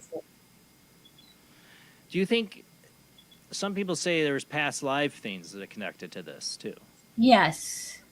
And I have past lives myself. Well, I think we all do, honestly, but I do. I know several. One of which is from the 1500s or 1600s. And then after that, whenever I went to a barber shop, those little salon chairs that have the holes in them for the neck. Yeah. to wash your hair. I'm afraid of those because every time I go in one, I don't see the modern era. I see 1790s, see the 1790s, and I see something coming down at me. Like a guillotine? Yeah, Yeah. yeah, So were it's you in France? yes, during the revolution. Yeah, I was gonna say it's a bad time to be an aristocrat. Yeah, So you were an aristocrat probably if you got your head. yeah, Maybe not everybody, but a lot of them. yeah. Yeah. When did that memory? Like, is that just where that came to you? Was when you're getting your hair washed and that kind of Yeah, came to you when I then? get my hair washed in the barbershop sink. Yeah. Sometimes that people get that's what it is. You know, it's something. And I've traumatic. had that memory since I was 5. Oh wow. 5 years old. Yeah. I'm like, what? Yeah. And then So, I have yeah, another weird memory. When I was 3, I dreamed, it might be a dream too, where I was being led down the road and I was crying and I was saying something in Italian. Really. Yeah. And the So- thing is, in the I think it was in the 1100s, there was a Strega coven in Italy that got burned. Oh yeah. I mean, there was a lot going on for a good few hundred years of burning witches. So. Yeah. Yeah. And that was one of my friends and me that got burned. It's How hard did to that- remember that. How did that memory kind of come to you? When I was Yeah. 3, I have no clue. I didn't watch TV that. You just had night. that. You've had that memory since you were 3, probably from a dream Yeah. you had at 3. That and there's no reason you had a 3-year-old would be dreaming about that, but you hang on. You know, I know that with my son. You know, he had Yeah. dreams of a battlefield and Or all that get stuff for a lot of influenced by it somehow. years. Yeah. No, No, I I totally wasn't believe that. influenced. Yeah. I don't remember as a kid having dreams of past lives or not. I don't know. Mine came to me in my 20s, both pretty Oh. close to each other. You know, they were very vivid. And when I'm glad, I felt like I still this day, I feel like both those dreams were gifts, giving me glimpses of what it was like to be somebody else in another life. Yeah. You know, like as an adult, to be able to appreciate it. As a kid, you just, it's a dream. It's weird. You know. Yeah. I did one time wake up to Abraham Lincoln standing over me, over my bed once. That's when you want to talk about a weird dream experience. But I was awake. Oh, Like, weird. I woke up and he was there for like a few seconds, scared the out of me. I Oh, don't know why yeah. Abraham Lincoln. I don't know why Batman? Abraham Lincoln. I don't know if that's past life or what that is, but It I had was, that it experience was. once. Did And he I have a hat? also, huh? Did he have a hat on, Jason? Yes, yeah, it was the classic Abraham Lincoln. Yes, it was. That's why I don't know if it was I real or didn't my know it subconscious wasn't just like wanted to. Batman and not It was Abraham Lincoln. I could see his face. Like I could see his face. Oh my God, like he was Jesus. looking at me. Yeah. Oh, my This head. is something people see? Yeah. No, that's something I saw. I'm just saying Oh I don't know my if that one's past goodness. life related. Like I had my 2 vivid dreams and then around that time I also had an Abraham Lincoln visitation. I don't know why he would be visiting me. I don't know. It was That's- weird. Wow, that's a different Yeah. one. I wrote that one off too, like okay, whatever that Yeah, was, 'cause that's like, but wow, that's he didn't look tricky. happy with me either. He kind of gave me a mean look. I you know. bet. He looks know. kind of Don't tell me it was John Wilkes Booth in a past life. Dear God, hope not. Oh, Dear no. God. Oh, no. Well, that's what I Oh, say about no. past lives. You could have been anybody. You could have been the bad guy. You could have been the good guy. We Oh, actually I we're would- talking so much, we ran past my normal commercial break, What? and I do need to take a commercial break. So we're going to do that. I will We're hold gonna- that thought until Hold later. that thought. We're going to go to commercial break, continue talking with our guest, Marie. I don't know if we're going to go the whole 3 hours. We'll see how late it goes with your guys' calls in tonight, too, because when we come back, just wait Yeah. till we come back. We'll open up the phone lines with you, and we'll be Okay. right back. All right.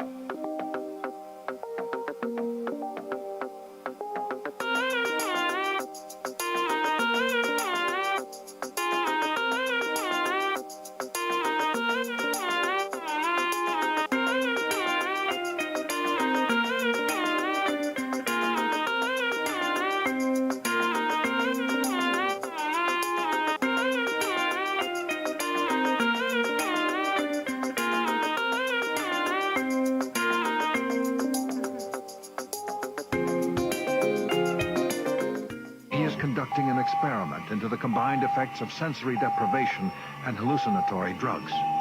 The subject of the experiment is himself, and the experiment is out of control. Ken Russell's Altered States, a film that must not be missed, is in the West End now. Altered States, Certificate X. Do you wish for more paranormal and spiritual content? The Paranormal Chronicles magazine is a free digital magazine crammed with the very best in paranormal and spiritual articles and features. No sign-up, no subscription, just free reading and knowledge for you.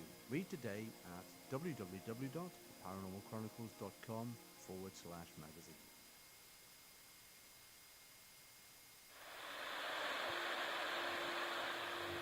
Join us every Wednesday night at midnight Eastern Standard Time for Weird Wednesday, the live stream, with your hosts Jamie, the Living Dead Girl, and Rob, the Phantom, where we'll talk about all things paranormal, including zodiac, astrology, tarot card and oracle card readings, live ghost boxing and spirit communication, where we'll do Voices from Beyond, the Cold Case Files. So we hope you join us live on Facebook and YouTube every Wednesday night at midnight Eastern Standard Time. We hope to see you there. Bye-bye.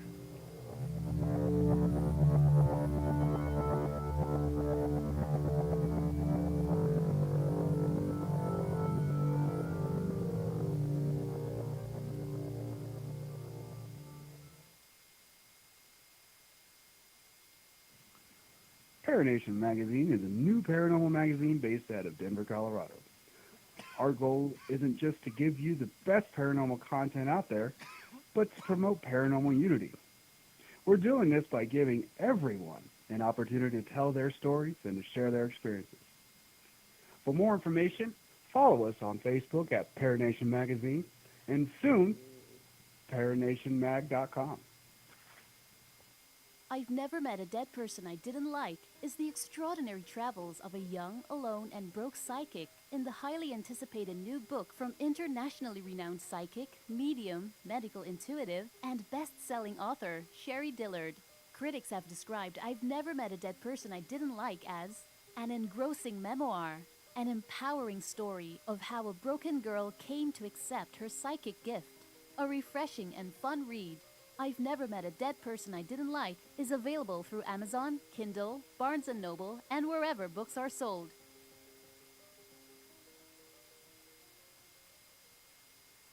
Wrote Spirits of the Dead with a pen dipped in warm blood. You will see the ultimate in terror with this important all-star cast. Brigitte Bardot, Alain Delon, Jane Fonda, Terence Stamp, and Peter Fonda in Edgar Allan Poe's Spirits of the Dead. Only Poe's demented genius could bring to the screen such horror and evil. Spirits of the Dead stars Brigitte Bardot, Alain Delon, Jane Fonda, Terence Stamp, and Peter Fonda. Directed by three masters of the cinema, Federico Fellini, Louis Malle, and Roger Vadim. Spirits of the Dead is an adventure in terror beyond your wildest nightmares. Spirits of the Dead in color is rated R. The city is headed for a disaster of biblical proportions. What do you mean, biblical? What he means is Old Testament, Mr. Mayor. Real wrath of God type stuff. Exactly. Fire and brimstone coming down from the skies. Rivers and seas boiling. 40 years of darkness, earthquakes, volcanoes. The dead rising from the grave. Human sacrifice, dogs and cats living together. Mass hysteria.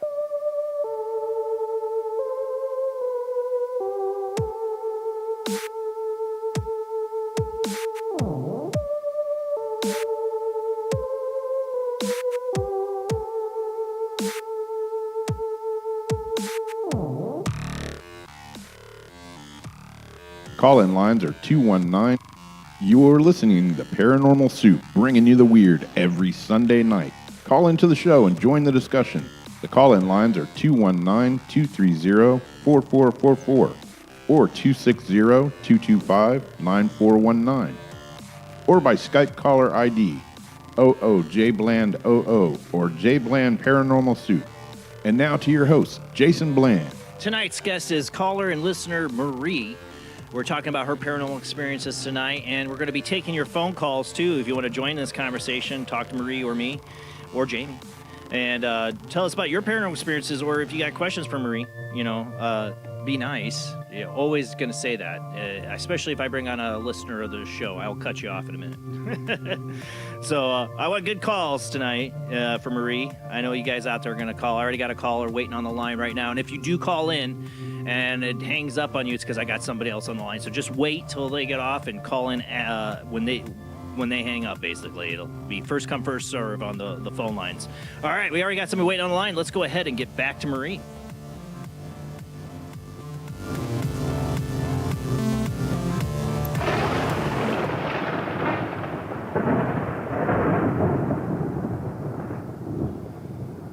All right. Unmute Marie there. All right. There we go. Now, hello. Hello. All right. We do got somebody on the phone if you're ready to take some calls. Sure. All right. Who do we got on the line? Mr. Mike. Hey, Mike. Hey, Mike. Hey. Hello. How you doing there, Marie? Good. Mm-hmm. Yeah. You remember Katrina Cooper, remember? Yeah, we were talking about her earlier about what she said when Marie had a reading. Okay. Yeah, see, I was going to mention something that she talked about a blue light with me and my mother who died, and nobody else would have known what that blue light was. It was on. Jason knows about the PSB7, but it's the new one, and it's got a temperature sensor and a blue light that comes on. It's like a sensor. Mm-hmm. So anyway, it's the newer PSB7. But I'm saying a lot of paranormal stuff, a lot of psychic mediums like Katrina, something will, she'll say something that nobody else would know, and that's what I wanted to say. But I wanted to bring up one more example about that paranormal.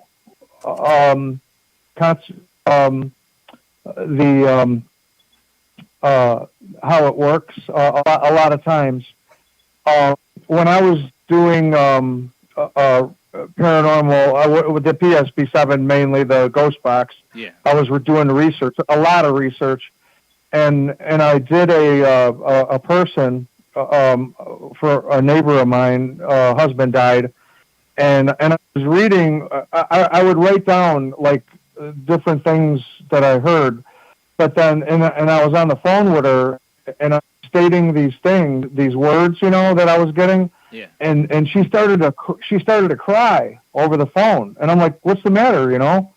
And she's like, "You said the name of my of our child that we lost, and we named him that name." Aww. And her husband was talking about in the next world. He's with that child in the next world. Oh wow. And nobody. They told that was between her and her husband. Right. They told nobody about that child that died. You know what I mean? Nobody knew about that. Yeah. No. So you see what I'm saying? This is the second example I'm making about something that nobody else would know. You know what I'm saying? It's called validation. And yeah, and I'll bet you Katrina really knows a lot about that. But I'm just saying, go ahead. Do you want to say something, Jason? No. I was agreeing with you. Yes, because, that's a big part of the paranormal. It's a big part. And you know what else is a big part, Jason? And you're going to agree with this. I would have never done all the years of research. I got a degree in psychology, but that's not paranormal psychology. It could be, but I mean, I'm not saying. Look, what I'm trying to say, if I didn't get evidence, okay, of this paranormal, if I didn't, I would have stopped. Right. I would have never. I would have it never pulls you in kept once you get your going. first EVP or spirit box. It pulls Oh, you I in. got a good Yeah. one. Yeah. Yeah. Got a good EVP myself. Oh yeah, that was my favorite Yeah. thing was getting EVPs. But even like the spirit We- box stuff, I got obviously got into. EVPs are great. ITC, instrumental transmission, communication. I think I said that. But ITC water, there's water ITC. Yeah. I've done a lot of that. That's really great. It's time consuming because you got to take the frame to frame on a use a program, you know. I knew or I knew even the EVP. I knew a psychic. Go ahead, Jason. I knew a psychic very well, good at that. Her name was Lisa. It was on our early shows, and she proved me without a doubt about the water ITC because she showed me a picture of me holding my son, and it was from a question she asked me. She says, "Think of your happiest moment," and then she gave me the picture, and it was literally me holding my son when he was born. Yeah. You know, I didn't tell her what my happiest moment was and how she make it appear in water, even if she knew. Yeah. Children are a big part of the paranormal, with past lives especially. Even you got that story too, Jason. Remember your son? Oh yeah. See, that's definitely a big part of paranormal is past lives. And I don't know if you watched the one on TV or cable, the kid that was a World War II pilot. Yeah, Ghost Inside. The name of the show was Ghost Inside My Child, which I thought was the stupidest title for that show. Yeah, and he was having nightmares, but he overcame the whole thing. They went to the place in Japan where the plane went down, and he kind of put that was interesting. Yeah. And I'm like, oh wow, what did the spirit of that other guy like go away, or it was, huh? I was trying to get you when you're on a tangent here, but have you seen that kid grown up talk about it? No, did you? It's several years old now, but he's all grown up now, and ancient aliens interviewed him. There's an episode of Ancient Aliens where they interviewed him, which was really interesting. And he says he doesn't remember a lot of it anymore, but he still remembers the death scene, like going down, like where he was like little man down, whatever he said. He still remembers that, and it's kind of like haunting his interview with Ancient Aliens because he's getting emotional, and he says that's the only thing I haven't forgotten is the death and just seeing all black and there's nothing. Ooh. Yeah. You know. Look, I'm getting more into this. There's souls that want to incarnate. They have to go through processes. There's some that don't incarnate. My favorite psychic was Edward Casey. I don't know a lot about him, but he accessed the Akashic records, which is it's the universal consciousness. Okay. Yeah. Now that is awesome. That's like Katrina Cooper style, or even beyond that, because Edgar Casey was, they have the whole library of documented they all have of his readings in Virginia, and it's incredible. If you get into, there's a lot of books on Edgar Casey. I highly recommend anybody who's ever been interested in Edgar Casey or heard the name, they should look into it. The Sleeping Prophet, I have that book on my shelf. That's an old one. But yeah, he did incredible things. And, you wonder, his was past life related too. You find out from his readings, Yes. He went into the Akashic records to check your past life. That you see, it's confusing me. It's past, present, and future, but the future isn't fixed. The future is not always fixed. in motion, as you always say. But so that's pretty awesome. Do you believe in the law of one? Because I think the universal consciousness is one. It's us. I believe we are star material.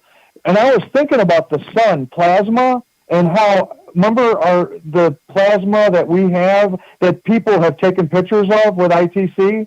They've taken pictures of plasma, and plasma is of the sun, supposedly with fusion, So it could be we're connected to the universe like that. What do you think, Jason? Well, it's another state of matter. And plasma could be a form of matter that on that side dimensionally they're able to create using the basic forms of matter. And plasma would be a prime element for that. Yeah. I mean, who knows? I mean, there's plasma in itself. They say could be a conscious living thing, an entity of its own. Like the sun could be alive. Right? Like Jason, like the sun is alive or something. Yeah. Like do they really understand the sun? You know what I'm saying? Yeah. No, that's I mean, yeah. There's been a lot of talk of that over the years, in the metaphysical world about the sun and plasma. I don't know. We don't know how consciousness or entities or how the life forms work. So I'm a big sci-fi fan because it explores those ideas. But yeah. Yeah, let me circle back for 1 second with Edward Casey, because I was reading a little bit like the white. If it's more white here, hold on. Okay, yeah. Let's see. Past lives and karma. Okay, wait. It was information. Yeah, I'll just go off of my memory because I'm looking at the karma and past lives, holistic healing with the Akashic records. But from what let me see if I can remember. Like the white light. The white is the most purest light. Purest. Like if there's darkness, there's issues. If there's darker auras, like he could see somebody's aura. So if you let me stop you there.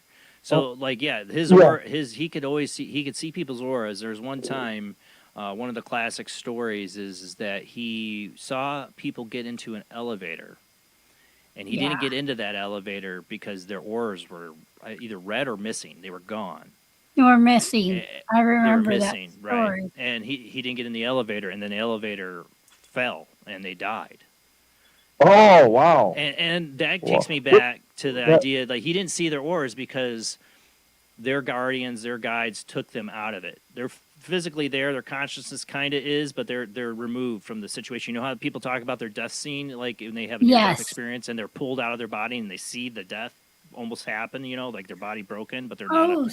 I'm wondering if that's what happened with Casey. Saw no aura around these people. That's what's going on because they're about to die, and he knew. Yeah. My dear. Yeah. So. Yeah. We're gonna hold that. Yeah. We're Edward getting your near-death experience in a second, Marie. Is like. Mike, he's. Mike, I'm going to let you go, though, because you've been on for a little bit here, and we're going to see if we got any more calls and get Marie. Marie wants to talk about a little bit of something, too. But, no, good points, man. Thanks a lot. Your phones are doing great, man. I give you a lot of credit for fiction and help. Don't jinx it. So, no jinxing. Knock on wood. Keep it going, man. Don't keep your phones working. I hope. Man, can I just ask you one more thing before I go? Sure. How does she get on? Like if you're going to get on, how does she get on with her computer? It's like Skype. So you want to say that, or? Marie, you're on your phone, aren't you?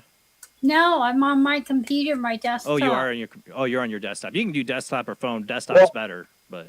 Yeah. Phone. How do you do that? You get a link. How do? You get there's a link I give her. And then it brings them on. It just your computer loads it. Oh, I got you. Oh, I know exactly what you're saying. Okay, all right, Jason, you go ahead. God bless you all, and I hope Indiana's okay. You guys got hammered like hell, Yeah, well, I had 6 days of no power. Anyway. That's why we didn't have a show that one Sunday. But we're better than others. So. All right, Mike. I'm glad you didn't get hit. I'm glad you didn't get hit by a tornado, my man. Yeah, I know. Okay, you know what I'm saying? Oh yeah.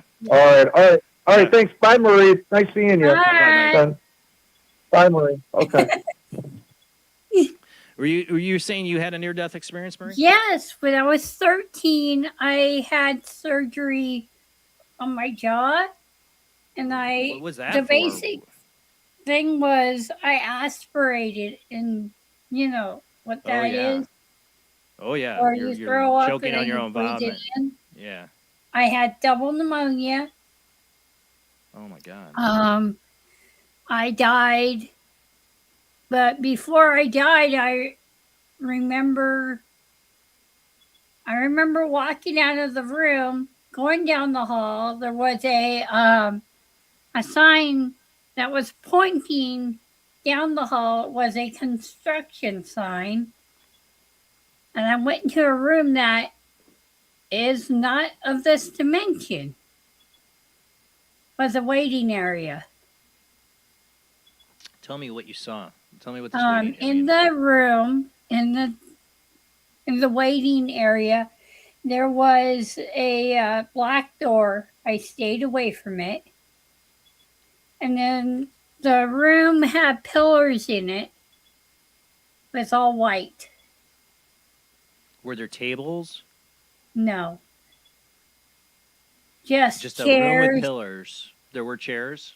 Yeah, there were some chairs, but it was like a bench. Like a regular waiting area at a train station. Okay, at a train station. Were there any people? Yes. Okay. In the dark room, there was some people, but I couldn't get close enough to see anything. The room with the black door? Yeah.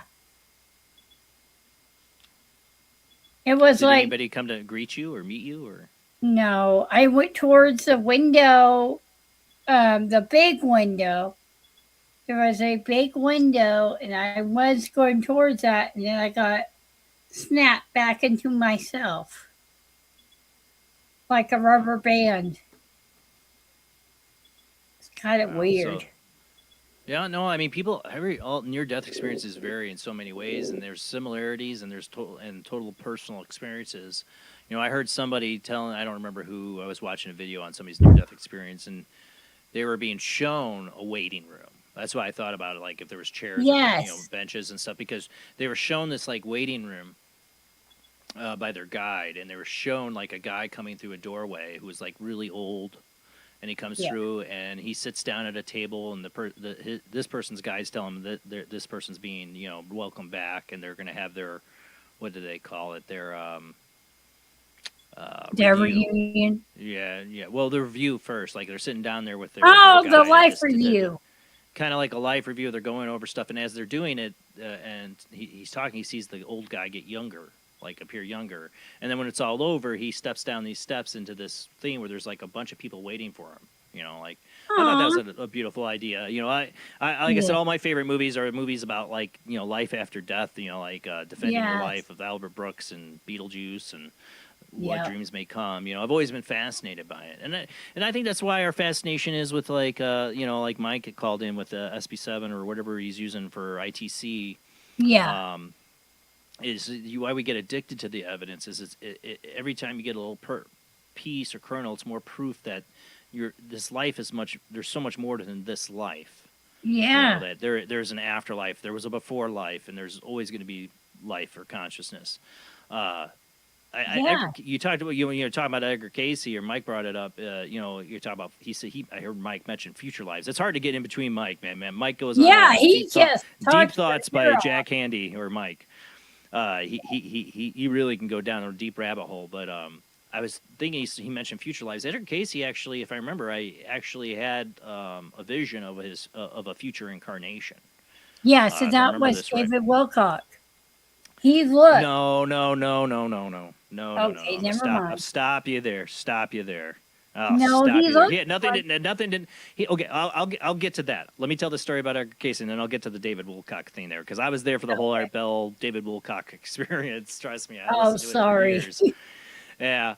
But before that, anyways, he has Edgar Casey has one of his readings of a future life, and in it he saw himself as a little boy on a flying white-shaped, like egg-like ship, or a pillar, like it was like a pillar, white pillar ship. Makes me think of what you see the Tic Tac UFO, what Edgar Casey's describing he was on, and it was flying over a field. And he was going somewhere or whatever, but he saw himself in the future in this airship, right?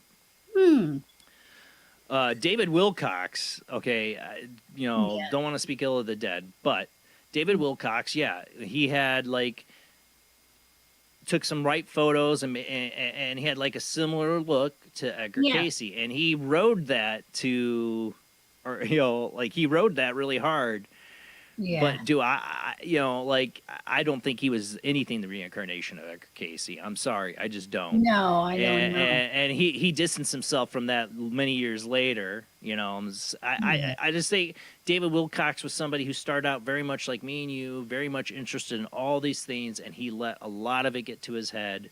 Yeah, I'm too humble. I'm very unforgiving of people who've scammed people out of money, and I'm sorry, David Wilcox was a part of a number of scams that scam people out of money, and that's where it was hard when he passed away. I don't want to speak ill of the dead. It's sad what happened to him. It's really sad.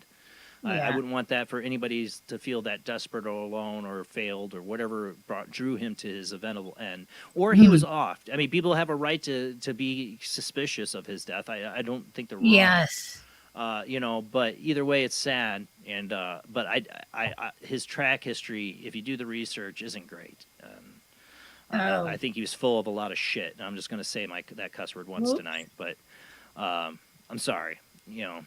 Just go look into it. It's sad he's gone, but I'm just saying. So he had that resemblance. But do I think he was? No, I don't think he was Edgar Casey's reincarnation in any such way. Okay. He definitely couldn't predict like Edgar Casey could. He definitely couldn't. Yeah. But I get it. I mean, everybody, so many people. You like me, Marie. You listen to Art Bell and heard a lot of these guests, and doing this now for 11 years, I've got to talk to some people, that knew Art or worked at Coast to Coast. And I know Art had nothing to do with it in the sense of what these people coming on a show. Art, like me, brought people on. If you wanted to talk about an experience or tell what you want to tell, I'm going to have you on. If you're full of, I'm going to use it again, shit, then you're full of shit. But we're gonna bring you on. We're gonna talk about it. And most likely you're going to get called out. It was an entertainment. It was an entertainment show. It's what he did. And that's what I'm entertainment too, right? But I'm not. Art wasn't purposely setting out to fool or to scam anybody. No. But if you wanted to come on a show and do it, he's going to give you the air, and he'll call you out on your bullcrap, which he did. But he's not going to be rude or disrespectful. He's not going to say you're just a liar if he doesn't have proof, and he didn't with a lot of them. One of the most notorious ones, and I have to still see people sharing this notorious Art Bell story, is Dr. Jonathan Reed. And yes, that guy is a complete in the freezer. Yeah, and he's a complete BS con artist, not a doctor. Name's not Jonathan Reed. He scammed people out of money. Yeah, and he's still selling this trip down in South America, touring around, telling it. This story. It was all a hoax. I'm pretty sure all that was a hoax. It was a compelling story. Give it to the supposed whatever his real name is, Dr. Jonathan Reed, can really tell a tale. It was really compelling. He really knew how to sell it. But I don't think any of it was real.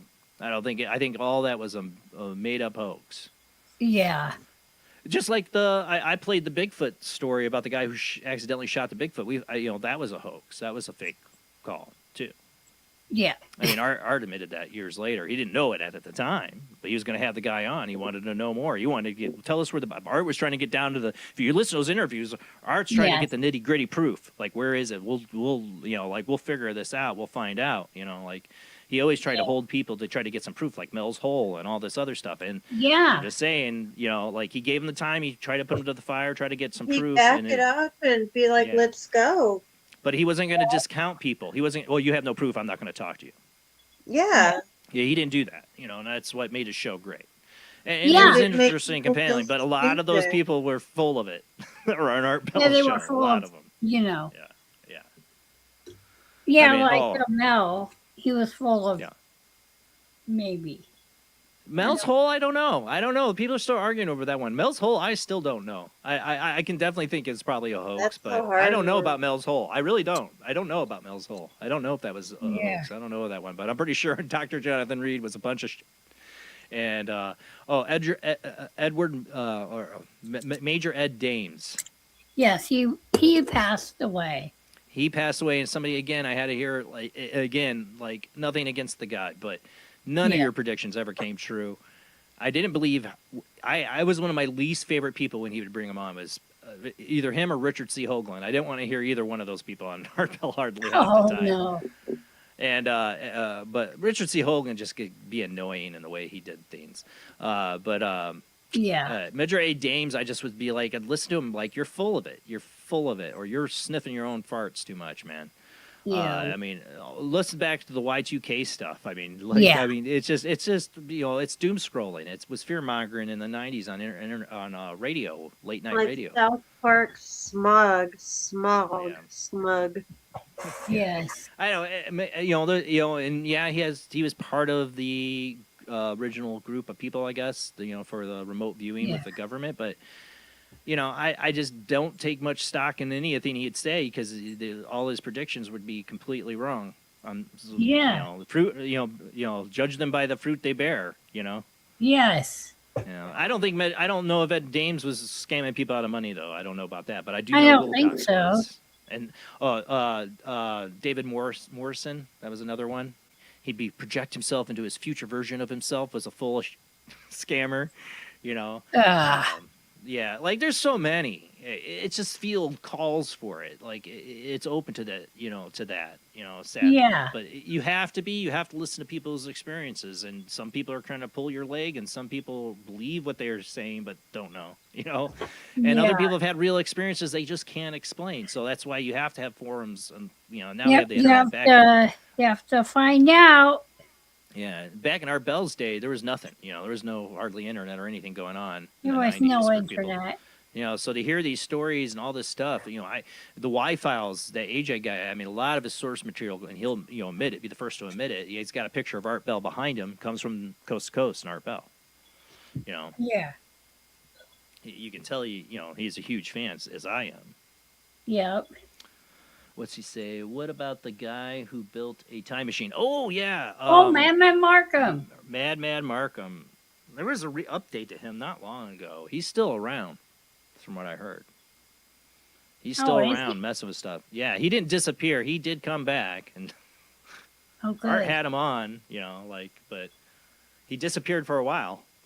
Yeah, he probably went forward in time. No, I heard he ended up arrested at one point, but yeah, I don't know. To Art Bell and me, both time travel, I'd be right on to my Markham. Like he wanted, him to call back in for so long too, and did he time travel? I don't know. I don't know that one. I don't know.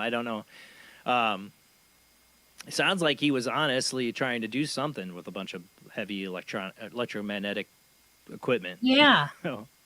And if you listen to what's the other guy's name? There's another guy who did it's named after him, the electromagnetic effects that happen, and I can't think of the guy's name. I'm friends with him on Facebook and I can't think of his name, but he did a lot of experience with electromagnetics that were very similar to what I think Madman Markham was doing, and he had stuff move or melt in his studio where he did these experiments. I can't think of his name, damn it. Ooh. I can't think. Totally late at night, I forget. I just me too. And like I said, I'm friends with this guy on Facebook. Not that he really knows who I am, but he accepted my friend request. Cool. And I would love to have him on the show, and I can't even think of his name, but he was on Art Bell a long time ago, and they'd be talking about stuff. Yeah, I wish we still had that. I still wish we had art. I still wish we had a show that brought that many people together, like 16 million people you'd have, Yep. To, get all those great stories and stuff. The best stuff was the callers. Yeah, it was. That's what we were hoping for this until, Facebook threw all those restrictions down. Oh, but you mean just about what we can talk about? Yeah. Yeah. Screw 'em. I'm sure I violated those all the time on this show. They haven't done anything yet. Yep. They don't show you as suggestions because it's not considered like feed-worthy material. What is Jose saying here? The guy who built a building in Arizona that was supposed to create a field to heal the body. That's another name I can't remember. It sounds familiar. Yeah. A lot of those different ones, Was that a pyramid one where they're building like a huge pyramid? Yes. Body? I don't know. There were so many good ones. You were talking about witches. My favorite guest I have on was a witch. She was Italian. Oh, you mean Evelyn? Evelyn Paganini. Yes. That was she one was of my favorite. favorites. Yeah. He was. Oh my Best gosh. line, he was best good. line Evelyn Paglini says is that like, what was it? If like, you don't know if somebody's truly good until you give them the Give him the tools tools. to be evil. Yep. It's hard The to be ability to be good evil. when you don't have the tools. Yeah. Be evil. She was a weird one, man. Like I don't know if she was a good person or not, honestly. Yeah. No, it was a round building. Okay, yeah, I probably Yeah. heard the episode, No. Jose. I don't know. He had so many people on. Yeah, So many. Evelyn, But yep. I loved her, and of course, Malachi Martin. Those Malachi, yes. Yeah. I used to listen to him when on live radio in the middle of the night, and my mother would be like, "Shut the radio off." Strega, yeah, Yep. yeah. Evelyn Paglini was a Strega, Yeah. if you say it right. Yeah. Strega. Yeah. Do you have any Italian background? Me? No. No. Do you ever know your genetics, My heritage? on my dad's side, we have an ancestry going back to England to a witch that got burned. Oh, really? So you actually have your ancestry knowing you came from a line of witches? Yes. Oh, through your On dad? both sides of the family. Oh, so your mom and dad? Yeah. Oh, wow. I don't know my dad, but I did a DNA test, and that's what it showed. Elizabeth Southworth, 20th great-grandmother.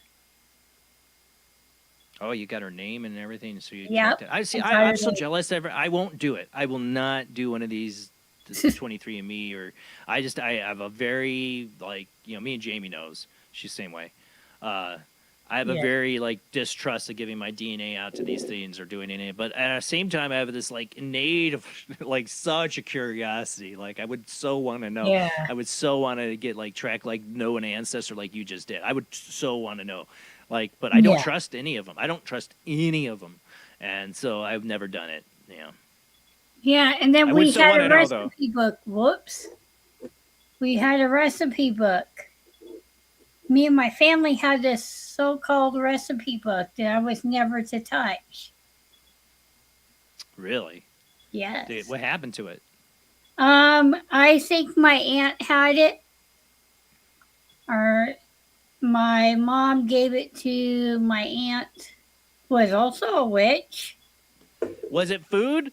Was it just No. secret food recipes we're not letting anybody have, or Secret was it food spells? recipe, yes, They're food recipes. Yeah. and spells.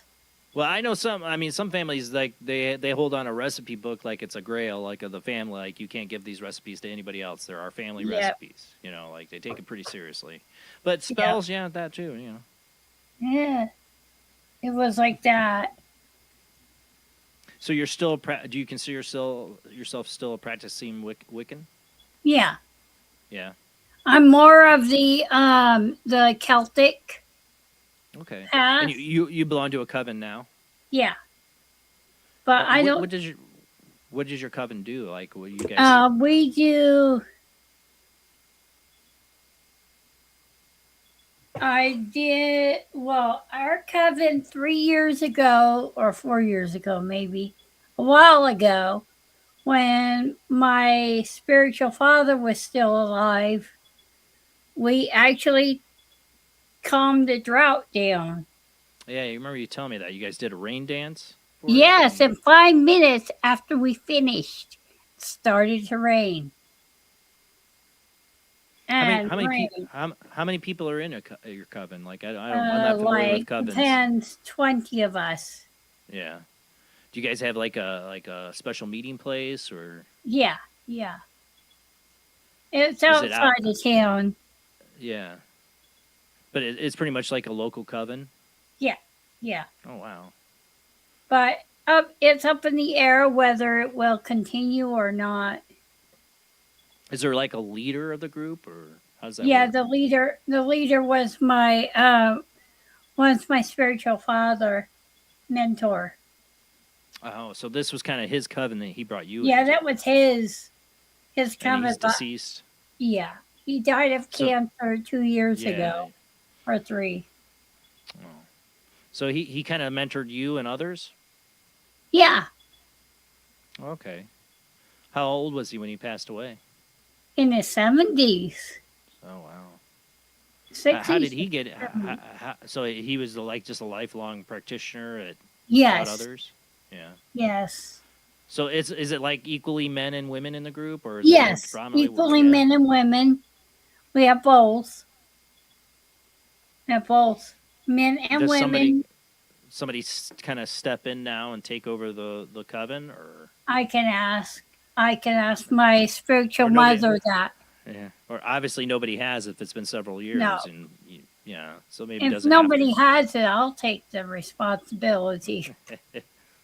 I'll suggest it, but Uh, maybe.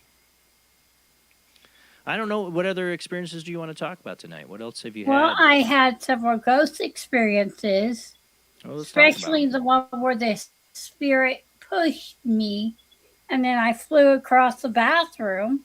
Yeah, I remember you talking about this. Let's talk about this. Talk about tell it as walk us through this experience. Okay, it was before after I moved into this particular house.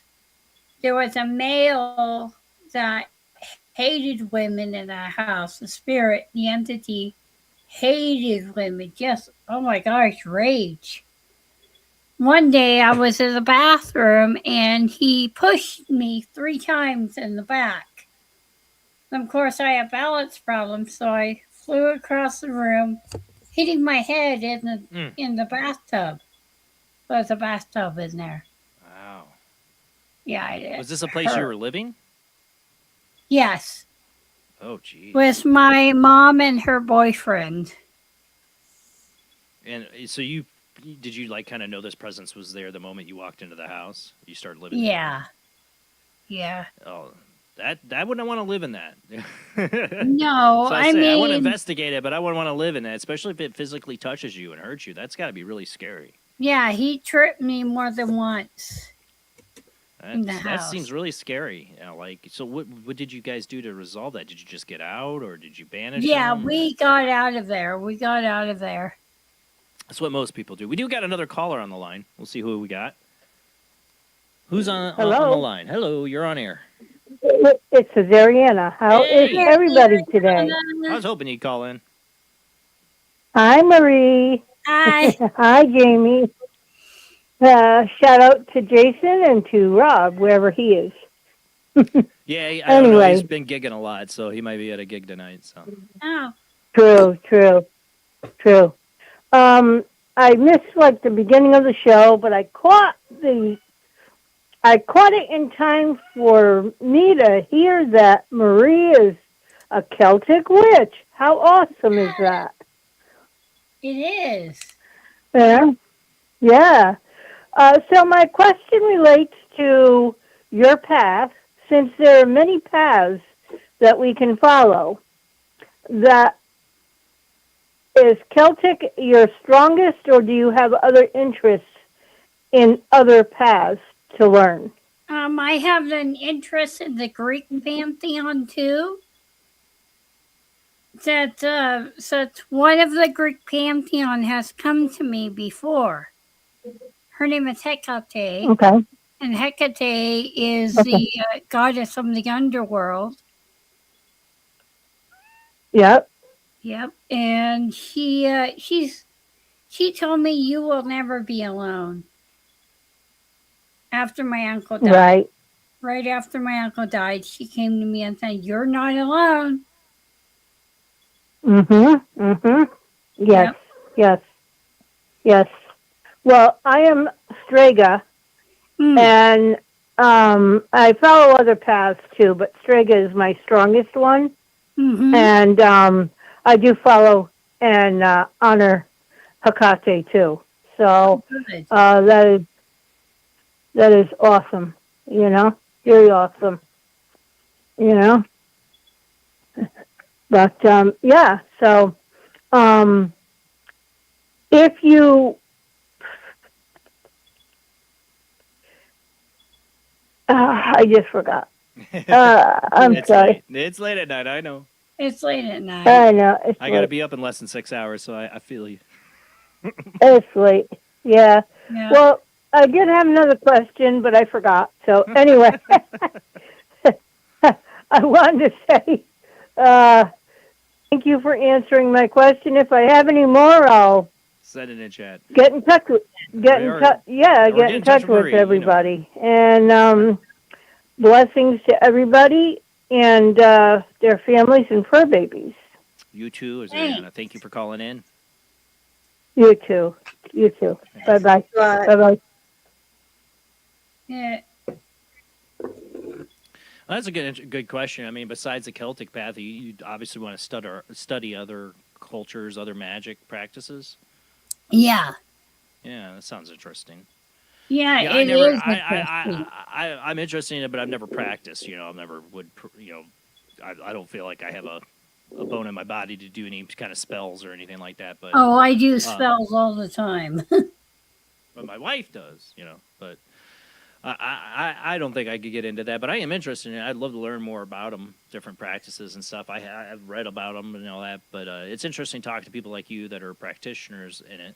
Yeah. Do you have like a daily ritual within it? No, not really. I have one time I left some wine in the chalice that I have. I have things on my altar. I have a cup on my altar, which is a glass cup, a Christmas cup. Anyways, I put the vinegar wine in there, the red wine vinegar in there. And 3 days later, it was gone. I went by myself. Would it evaporate? It's not from evaporation, shouldn't it? Right? Yeah, might have, but still. It depends on your levels of, I guess, humidity in your house. But I'm always going to look for a possible explanation. That's just how I am, you know. But you know, it's your spiritual experience too. You know, you have to trust your gut. What you feel is going on. That's what I tell people all the time. Now, before we leave tonight, because like I said, I don't know if we'll do the full 3 hours. I am skirting out a little early every time we do a show because this school year is kicking my butt already. But oh dear. But I want to know, like, so you know, get back a little bit to the alien experiences. Do you think they're still trying to take you? Are you still having those experiences currently? Yes. Yeah. Yes, I'm Are you still missing having time and stuff like that. Yes. Yes, I have missing time sometimes. Do you have bad memories or anything that happening currently? Like you're waking up and think you've been abducted and had another negative experience? Yes, but I don't know when it was. They just keep wiping my memory of it, but I wake up knowing I've been somewhere. Have you ever thought about doing a regression? Yes. Yeah, But I can't say. I'm not telling you to do it or not because I don't know if I want to do it either. You know, but yeah, I can't find a person for the alien regressions or the past life yet. Yeah, there's plenty of people that I could probably point you in the direction of and find, but it'd all be like Zoom call, and I'm not up for that either. It's like you want somebody in person, you know? Like, yes. Yeah. I'm not up for the whole Zoom call. I tried doing that for Past Life with Chris Lee, and he does that. He does it through calls with people and has much success. I don't have a setting I feel like I could do it in with a call to be comfortable enough. I tried. It did not work very well. Well, I can go very, very, very deep. There's a term. I don't think I can. I don't think I can. Like I don't know. I don't sleep deeply. You know, I'm like when people have to have music or I have to have music or some kind of white noise or something because a pin drops in my house. I'm the type of person that wakes up. And partly, I think that's because I wasn't that way before. When I was a kid, I was not that way at all. I would sleep through a frickin' tornado. What changed was my shadow person experience. Yes. It makes me a jumpy, light sleeper because my wife's always afraid to wake me because if she does, my way I wake up is I jump up. Wham! I bolt out of bed. Like any little noise, it's how I get out of bed. I jolt up half the time. It's like I'm in like a defensive posture. You know, I think like I said, it goes back to my experience. Because that's where that changed. Yep. And I mean, obviously, you're still seeing like departed spirits or people that passed on? Yes. You still see that? Like like David. His name was David, my boyfriend. And I have haunted dolls too.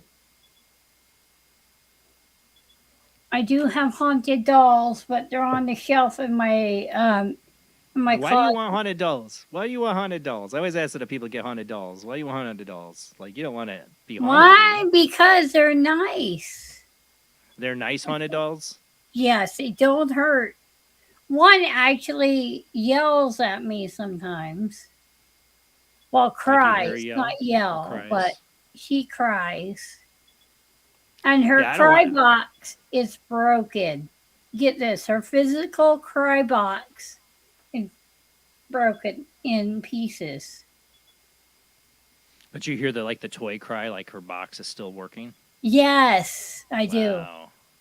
Wow. If I always thought I would want to collect haunted objects and haunted dolls, but after I had kids and stuff, I'm like, no, I don't want that in my house. I don't want it in my house.